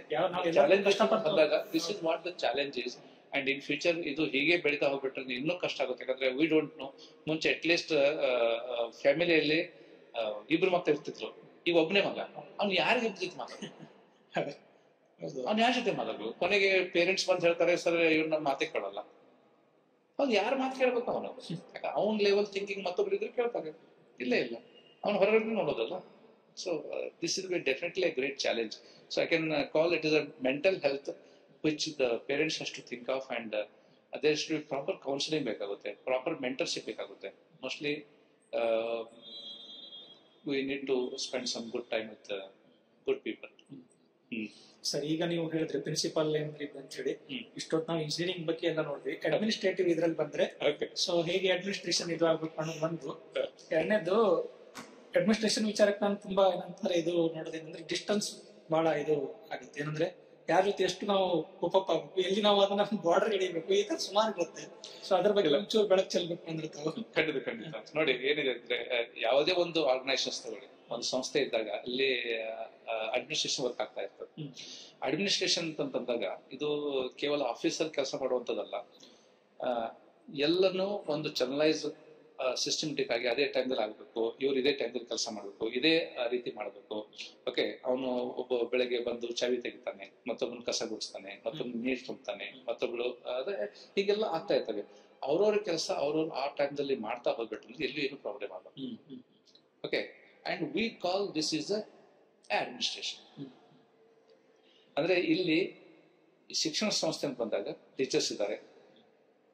ಟೀಚರ್ಸ್ ನಲ್ಲಿ ಮತ್ತೆ 3 ಕ್ಯಾಟಗರಿ ಇದಾವೆ. ಅಸಿಸ್ಟೆಂಟ್ ಪ್ರೊಫೆಸರ್ಸ್ ಇದ್ದಾರೆ, ಅಸೋಸಿಯೇಟ್ ಪ್ರೊಫೆಸರ್ಸ್ ಇದ್ದಾರೆ, ಯಾರು 10 ವರ್ಷ ಎಕ್ಸ್ಪೀರಿಯನ್ಸ್ ಇದ್ದಾರೆ. ಪ್ರೊಫೆಸರ್ಸ್ ಇದ್ದಾರೆ, 25 ವರ್ಷ ಎಕ್ಸ್ಪೀರಿಯನ್ಸ್ ಇದ್ದಾರೆ. ಕೆಲವು ಜನ ಡಾಕ್ಟರೇಟ್ಸ್ ಇದ್ದಾರೆ, ಕೆಲವು ಜನ ಓನ್ಲಿ ಎಫ್ಟೆಕ್ ಆಗಿದ್ದಾರೆ. ಇದು ಟೀಚಿಂಗ್ ಅಲ್ಲಿ ಇಷ್ಟೊಂದು ವೆರೈಟೀಸ್. ಇನ್ಸ್ಟ್ರಕ್ಟರ್ಸ್ ಅಲ್ಲಿ ಬಂದಾಗ ಕೆಲವು ಜನ ಓನ್ಲಿ ಡಿಪ್ಲೊಮಾ ಆಗಿದ್ದಾರೆ, ಕೆಲವು ಜನ ಪೋಸ್ಟ್ ಡಿಪ್ಲೊಮಾ ಮಾಡ್ಕೊಂಡಿದ್ದಾರೆ, ಕೆಲವು ಜನ BA ಆಗಿದ್ದಾರೆ. ಅಲ್ಲಿ ಮತ್ತೆ ವೆರೈಟೀಸ್. ಹಾಗೆ ಅಸಿಸ್ಟೆಂಟ್ ಇನ್ಸ್ಟ್ರಕ್ಟರ್ ಇದ್ದಾರೆ, ಮೆಕ್ಯಾನಿಕ್ ಇದ್ದಾರೆ. ಹೆಲ್ಪರ್ ಅಂತ ಬಂದಾಗ ಹೆಲ್ಪರ್ ಇದ್ದಾರೆ, ಅಟೆಂಡರ್ಸ್ ಇದ್ದಾರೆ, ಪ್ಯೂನ್ಸ್ ಇದ್ದಾರೆ. ಅಂದ್ರೆ ಹೀಗೆಲ್ಲ ಬಂದಾಗ ಇಷ್ಟೊಂದೆಲ್ಲ ವೆರೈಟೀಸ್ ಏನದ ನೋಡಿ, ಎಲ್ಲರೂ ಸ್ಯಾಟಿಸ್ಫ್ಯಾಕ್ಷನ್ ಆಗ್ಬೇಕು. ಯಾರಿಗೂ ತೊಂದರೆ ಆಗ್ಬಾರ್ದು. ಓಕೆ, ಅವ್ರ ಕೆಲಸದಲ್ಲಿ ಕೂಡ ವ್ಯತ್ಯಾಸ ತೊಂದರೆ ಆಗ್ಬಾರ್ದು, ಇವ್ರ ಕೆಲಸದಲ್ಲಿ ಕೂಡ ತೊಂದರೆ ಆಗ್ಬಾರ್ದು, ಇವ್ರ ಕೆಲಸದಲ್ಲಿ ಕೂಡ ತೊಂದರೆ ಆಗ್ಬಾರ್ದು. ಸೊ ಇದನ್ನು ಮಾಡುವಂಥದ್ದು ನೋಡಿ, that we call administration. Okay, ಅದಕ್ಕೆ most simple way in the administration is try to have a system. ಅಂದ್ರೆ ಈಗ ಏನೋ ಒಂದು ಸಮಸ್ಯೆ ಬಂದಾಗ ಅದನ್ನ ತಾತ್ಕಾಲಿಕವಾಗಿ ಅದನ್ನ ಪರಿಹಾರ ಮಾಡ್ಲಿಕ್ಕೆ ಹೋಗ್ಬೇಡಿ, long term solution. Because long term ದಿಂದ ನೀವು ಏನಾದ್ರು ವಿಚಾರ ಮಾಡಿದಾಗ ಈ ಸಿಸ್ಟಮ್ ಮಾಡ್ರೆ ಈ ಸಮಸ್ಯೆ ಬರ್ಲಿಕ್ಕೆ ಸಾಧ್ಯನೇ ಇಲ್ಲ. ಅದಕ್ಕೆ ನಾವು ಅಂತ ನೋಡಿ stitch in time saves nine ಅಂತ ಹೇಳ್ತೇವೆ. ಅದಕ್ಕೆ 9 ಹೊಲಿಗೆ ಹಾಕಿದ್ದು 9 ಹೊಲಿಗೆ ಉಳಿಸಬಹುದು ಅಂತ ನೋಡಿ. ಅದಕ್ಕೆ ಅಡ್ಮಿನಿಸ್ಟ್ರೇಷನ್ ಅಲ್ಲಿ ವೆರಿ ಇಂಪಾರ್ಟೆಂಟ್ ಇಸ್ ನಮ್ಗೆ ಎಲ್ಲರಿಗೂ ಗೊತ್ತು ಈ ಟೀಚರ್ಸ್ಗೆ ಏನ್ ರಿಕ್ವೈರ್ಮೆಂಟ್ ಇದೆ ಗೊತ್ತು. ಓಕೆ, ನಾನ್ ಟೀಚಿಂಗ್ ಏನ್ ರಿಕ್ವೈರ್ಮೆಂಟ್ ಇದೆ ಗೊತ್ತು, ಇವ್ರದ್ದು ರಿಕ್ವೈರ್ಮೆಂಟ್ ಇದೆ, ಇವ್ರಿಗೆ ಏನ್ ಕೊಟ್ರೆ ಸರಿ ಆಗುತ್ತೆ. ಇವ್ರ ಟೈಮಿಂಗ್ ಬೇರೆ, ಇವ್ರ ಟೈಮಿಂಗ್ ಬೇರೆ. ಅಂದ್ರೆ ಇದಕ್ಕೆಲ್ಲದಕ್ಕೂ ಒಂದು ನಾವು standard operating procedure we have got actually. ಇದು ನಮ್ಮ ಭಾರತೀಯ ಎಜುಕೇಶನ್ ಸಂಸ್ಥೆ ಏನಿದೆ ನೋಡಿ, ಪ್ರತಿಯೊಂದು ಕೆಲಸಗಳಿಗೆ, ಆಫೀಷಿಯಲ್ ಕೆಲಸಗಳಿಗೆ ಸ್ಟ್ಯಾಂಡರ್ಡ್ ಆಪರೇಟಿಂಗ್ ಪ್ರೊಸೀಜರ್ ಮಾಡ್ಬಿಟ್ಟಾರೆ. ಈಗ ಸ್ಯಾಲರಿ ಮಾಡ್ಬೇಕಾದ್ರೆ ಹೀಗೆ ಮಾಡ್ಬೇಕು, ಲೀವ್ ಮಾಡ್ಬೇಕಾದ್ರೆ ಹೀಗೆ ಮಾಡ್ಬೇಕು. ಅಂದ್ರೆ ಎಲ್ಲನೂ ಇನ್ಫಾರ್ಮೇಶನ್ ಇನ್ ಟೈಮ್ ಮಾಡ್ತಾ ಹೋಗ್ಬಿಟ್ರೆ ಏನ್ಬೋದಂದ್ರೆ ಯಾರಿಗೂ ಯಾವ್ದು ತೊಂದರೆನೇ ಬರೋಲ್ಲ, ವ್ಯವಸ್ಥಿತ ಹೋಗ್ಬಿಡ್ತದೆ. ಇಲ್ಲಾಂದ್ರೆ ಅವನು ನಂಗೆ ಈಗ 1 ತಾರೀಕು ಸಂಬಳ ಮಾಡ್ತಾರೆ ಇಲ್ಲೋ, ಹೋದ್ ತಿಂಗಳು 5 ತಾರೀಕು ಮಾಡಿದ್ರು, ಈ ಸಲ 7 ತಾರೀಕು ಆದ್ರೂ ಇನ್ನೂ ಮಾಡಿಲ್ಲ, 15 ಕೊಡ್ತಾರೆ ಇಲ್ಲೋ, ಅದನ್ನ ಮಾತಾಡ್ತಾ ಅವ್ನ ಕೆಲಸನ ಮಾಡ್ಬಿಡ್ತಾನೆ.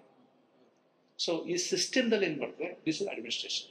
ಸೊ ಯಾರು ಸ್ಯಾಲರಿ ಬಗ್ಗೆ ಅವ್ನು 1 ತಾರೀಕಿಗೆ ಅವ್ನ ಸಂಬಳ ಬರ್ಬೇಕು, ರಿಲೀವ್ ಆಗ್ಬಿಟ್ಟಂದ್ರೆ ಅವನು ಗ್ರಾಚ್ಯುಟಿ ಕೈಯಲ್ಲಿ ಬರ್ಬೇಕು, ಲೀವ್ ಅಪ್ಲೈ ಮಾಡಿದ ತಕ್ಷಣ ಸ್ಯಾಂಕ್ಷನ್ ಆಗಿರ್ಬೇಕು.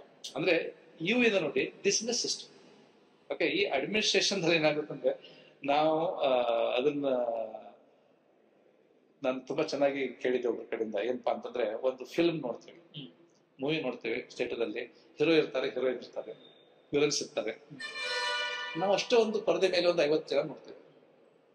ಆಕ್ಚುಲಿ 50 ಜನ ಮಾತ್ರ ಕೆಲಸ ಮಾಡಿದ್ದ, ದೊಡ್ಡ ಟೀಮ್ ಇರುತ್ತೆ, ಹಿಂದೆ 1000 ಜನ ಕೆಲಸ ಮಾಡ್ತಾರೆ. ಆ ಚಾ ಬಾಯ್ ಇಂದ ಹಿಡ್ಕೊಂಡು, ಹೌದಾ, ಲೈಟ್ ಬಾಯ್ ಇಂದ ಹಿಡ್ಕೊಂಡು ಎಷ್ಟು 1000 ಜನ ಕೆಲಸ ಮಾಡಿದ್ದಾರೆ. ಅಂದ್ರೆ the credit of that success of that movie goes to all that 1000 people. ಹಂಗೆ ದಟ್ ಬಿಹೈಂಡ್ ದ ಸ್ಕ್ರೀನ್ ನೋಡ್ರಿ, ದಟ್ ಇಸ್ ಅಡ್ಮಿನಿಸ್ಟ್ರೇಷನ್. ಸೊ ಎಲ್ಲರಿಗೂ ಪ್ರಿನ್ಸಿಪಲ್ ಕಾಣಿಸ್ತಾರೆ, ಕೆಲವರು ಟೀಚರ್ಸ್ ಕಾಣಿಸ್ತಾರೆ, ಪಾಠ ಮಾಡಿದ್ರು, ಒಳ್ಳೆ ರಿಸಲ್ಟ್ ಬಂದ್ಬಿಟ್ಟು. ಬಟ್ ಅದನ್ನ ಮಾಡ್ಬೇಕಾದ್ರೆ ಅಕೌಂಟೆಂಟ್, ಓಕೆ, ಆ ಕ್ಲಾರ್ಕ್, ಓಕೆ, ಆ ಡಾಕ್ಯುಮೆಂಟ್ ರಿಕಾರ್ಡ್ ಇಟ್ರು, ಇವರೆಲ್ಲರೂ ಇಂಪಾರ್ಟೆಂಟ್ ಆಗ್ತಾರೆ. ಸೊ ಆ ಒಂದು ನಾವೇನ್ ಕಾರ್ಯ ಅಂತೇವೆ, that we call it administration. That is also very equally important. ಕೊನೆಯದಾಗಿ ನಿಮಗೆ ಈ ಒಂದು ಫೇಸ್ ಅಲ್ಲಿ ಅಂದ್ರೆ ಫಸ್ಟ್ ಇಂಜಿನಿಯರಿಂಗ್ ಸ್ಟೂಡೆಂಟ್, ಆಮೇಲೆ ಇಂಜಿನಿಯರ್ ಆಗಿದ್ದು, ಶಿಕ್ಷಕರಾಗಿದ್ದು, ಮತ್ತೆ ಈಗ ಅಡ್ಮಿನಿಸ್ಟ್ರೇಷನ್ ಇದ್ರೆ ನಿಮ್ಗೆ ತುಂಬಾ ತೃಪ್ತಿ ಕೊಟ್ಟಂತದ್ದು ಯಾವುದು? ಈಗಲೂ ಮಾಡಕ್ ಬಯಸ್ಕೊಂತೀವಿ. ಇದು ಹೆಂಗಿದೆ ಪ್ರಶ್ನೆ ಅಂತಂದ್ರೆ, ಇಲ್ಲ, ಯಾಕಂದ್ರೆ ಇದನ್ನು ಸ್ಟೂಡೆಂಟ್ ತಿಳ್ಕೊಂಡು, ಸ್ಟೂಡೆಂಟ್ ಆಮೇಲೆ ಟೀಚರ್ ಆಗಿ, ಆಮೇಲೆ ಪ್ರಿನ್ಸಿಪಲ್ ಆಗಿದ್ದು, ಈಗ ಅಡ್ಮಿನಿಸ್ಟ್ರೇಷನ್ ಹೋಗಿ, ಇದು ಜೀವನದ ಒಂದು ಫೇಸ್ ಘಟ್ಟ. ಈಗ ನಾನು ಖಂಡಿತ ಇದನ್ನೇ ಚೆನ್ನಾಗಿದೆ ಅಥವಾ ಇದು ಚೆನ್ನಾಗಿಲ್ಲ ಅಂತ ಏನು ಅನ್ಸೋದಿಲ್ಲ. ಆ ಟೈಮ್ದಲ್ಲಿ ಅದು ಡೆಫಿನೆಟ್ಲಿ ಚೆನ್ನಾಗಿದೆ. ನಾನು ಯಾಕಂದ್ರೆ ಸ್ಟೂಡೆಂಟ್ ಅಂತ ಬಂದಾಗ ಬಹಳಷ್ಟು ತಪ್ಪು ಮಾಡಿರ್ತೇವೆ. ಈಗ ಅದೊಂದ್ಸಲ ನೆನ್ಸ್ಕೊಂಡ್ಬಿಟ್ರಿ, ಎಷ್ಟೊಂದು ತಪ್ಪು ಮಾಡ್ಬಿಟ್ರು, ಮಾಡ್ಬೋದಾಗಿತ್ತಲ್ಲ, ನಾವು ಅವು ಮಾಡದೆ ಹೋಗಿದ್ರೆ ಇನ್ನೂ ಚೆನ್ನಾಗಿ ಮಾಡ್ಬೋದಾಗಿತ್ತಲ್ಲ ಅಂತ ಅನ್ಸೋಕೆ ಒಂದೊಂದ್ಸಲ. ಬಟ್ ಅದು ವಯಸ್ಸಾಗಿತ್ತು, we can't help it, because we learn something else. But ಒಂದು ಚೆನ್ನಾಗಿ ಏನಪ್ಪಾ ಅಂತಂದ್ರೆ, ಆ ಸ್ಟೂಡೆಂಟ್ ಲೈಫ್ ದಲ್ಲಿ we cannot be alone.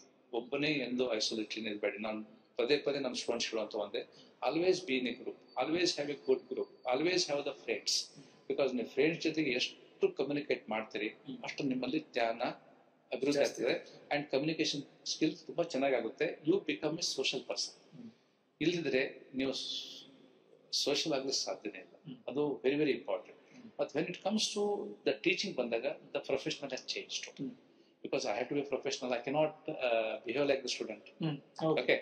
But ಇಲ್ಲಿ ಏನಿದೆ ಅಂತಂದ್ರೆ, ಏನ್ ಪಂಪ್ ಬಂದ್ಬಿಡ್ತು ಅಂತಾರೆ. ಇಲ್ಲ, ಪಂಪ್ ಬರೋದ್ ಪ್ರಶ್ನೆ ಇಲ್ಲ, ಒಂದು ಸ್ಮಾಲ್ ಡಿಸ್ಟೆನ್ಸ್ ಮೇಂಟೈನ್ ಮಾಡಬೇಕು. ಬಿಕಾಸ್ ನಾವು ಇರ್ಬೋದು, we have to be very friendly with the students, but friendly does not mean that he should take the undue advantage of me.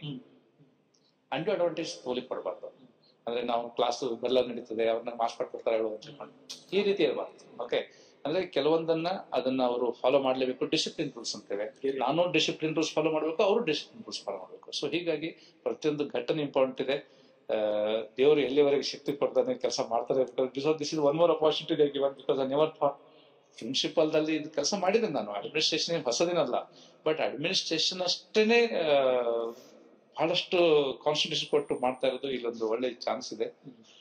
Hopefully I am doing it better way for in the interest of the college management, students and staff. ನೋಡೋಣ ಅಂದ್ರೆ. But I am happy with in all the 4 pages. But sometimes also not happy ಅನ್ನೋಕ್ಕಿಂತ ಏನಿದೆ, I feel sometimes, yeah, I had done some mistake as a student. I had done some mistake as a staff member. I had done some mistake as a principal. I had done ಅನ್ಸುತ್ತೆ ನನಗೆ ಕೆಲವೊಂದು. But ಆ ಟೈಮ್ದಲ್ಲಿ ಅದೇನೋ ತಲೆಯಲ್ಲಿ ಬಂತು, ಮಾಡ್ಬಿಟ್ಟಿದ್ದೇವೆ. But ಒಂದ್ಸರಿ ಕೂತು ವಿಚಾರ ಮಾಡಿದಾಗ ಅದು ಇನ್ನೂ ಈ ರೀತಿ ಮಾಡ್ಬೋದಾಗಿತ್ತಲ್ಲ, ಚೆನ್ನಾಗಿ ಆಗ್ತಿತ್ತು ನಾವು ಅಂತ ಅನ್ಸ್ಬಿಡ್ತದೆ. ಲರ್ನಿಂಗ್ ಟೈಮ್ ಕೊಟ್ರಿ ಸರ್. ನಿಮಗೆ ಏನ್ ಅನಿಸ್ತಿ ಒಂದ್ ಸಂದರ್ಶನ ಬಗ್ಗೆ? ರಿಯಲಿ ಸೋ ಹ್ಯಾಪಿ, ಬಿಕಾಸ್ ನಾನು I don't know, it was long time. ತುಂಬಾ ದಿನಗಳ ನಂತರ ಈ ರೀತಿ ಮನಸ್ಸು ಬಿಚ್ಚಿ ಮಾತಾಡಿದ್ದೇನೆ. ಬಹಳ ಟೈಮ್ ಕಡಿಮೆ ಕೊಟ್ರಿ, ಯಾಕಂದ್ರೆ ನನ್ಗೆ ನಿನ್ನೆ ಮೊನ್ನೆ ಡಿಸೈಡ್ ಆಯ್ತು ಇದ್ರ ಬಗ್ಗೆ ಕೆಲವೊಂದು ಅಂದ್ರೆ ಹೇಳೋದು. ನೋಡಿ, ಶಿಕ್ಷಣ ಬಂದಾಗ definitely it is my very near to the heart. ಯಾಕಂದ್ರೆ ನನಗೆ ಬೇರೆ ಎಲ್ಲ ಆಕ್ಟಿವಿಟೀಸ್ ಅಂತ ಶಿಕ್ಷಣ, ಹುಡುಗರ ಜೊತೆಗೆ ಇಂಟ್ರಾಕ್ಟ್ ಮಾಡೋದು ನೋಡಿ ತುಂಬಾನೇ ಇಷ್ಟ ಆಗುತ್ತೆ. ನಾ ಈಗಲೂ ಕೂಡ ಪಾಠ ಮಾಡ್ತೇನೆ.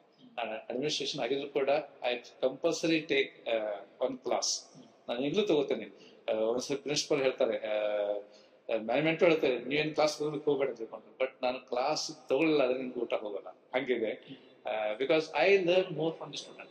ಈ ಬಹುಶಃ ನೀವು ವಿದ್ಯಾರ್ಥಿ ಇದ್ದಾಗ ಗೊತ್ತಿಲ್ಲ ನಮಗೆ, ವೆನ್ ಐ ಇಂಟ್ರಾಕ್ಟ್, ಯಾರೇ ಒಂದು ವಿದ್ಯಾರ್ಥಿ ಜೊತೆ ಮಾತಾಡಿದಾಗ ಅವ್ರ ಕಡೆಯಿಂದ ಉತ್ತರ ಬರ್ತಲ್ಲ, that is something very interesting. ಅವ್ರಿಗೆ ಅದು every student will give the different answer. ಈ ರೀತಿ ಉತ್ತರ ಕೊಡ್ಬೇಕಾದ್ರೆ ಅವನಲ್ಲಿ ಏನೋ ಒಂದು ಆಗಿರ್ಬೇಕು, ಅಥವಾ ಏನೋ ಒಂದು ಹೊಸದು ಇರಬೇಕು. Then that gives me curiosity. Hence I want to teach ಅಷ್ಟೇ. So teaching has given me lot of, and especially this interview has completely read. ಬಹುಶಃ ನಾನು ಹೇಳಿದ್ರೆ ಸ್ಟೂಡೆಂಟ್ 1980 ಹಿಡ್ಕೊಂಡು ಇಂಜಿನಿಯರಿಂಗ್ ಜಾಯಿನ್ ಆದ ಹಿಡ್ಕೊಂಡು 40 ವರ್ಷಗಳ ಪೂರ್ತಿ ಒಂದು ಪಯಣ ಮಾಡ್ದಂಗೆ ಆಗ್ತಾ ಇದೆ. ತುಂಬಾ ಧನ್ಯವಾದಗಳು. I am so happy. Hopefully this is B some benefit to somebody who listen to it. Thank you, sir. Thank you very much. Thank you.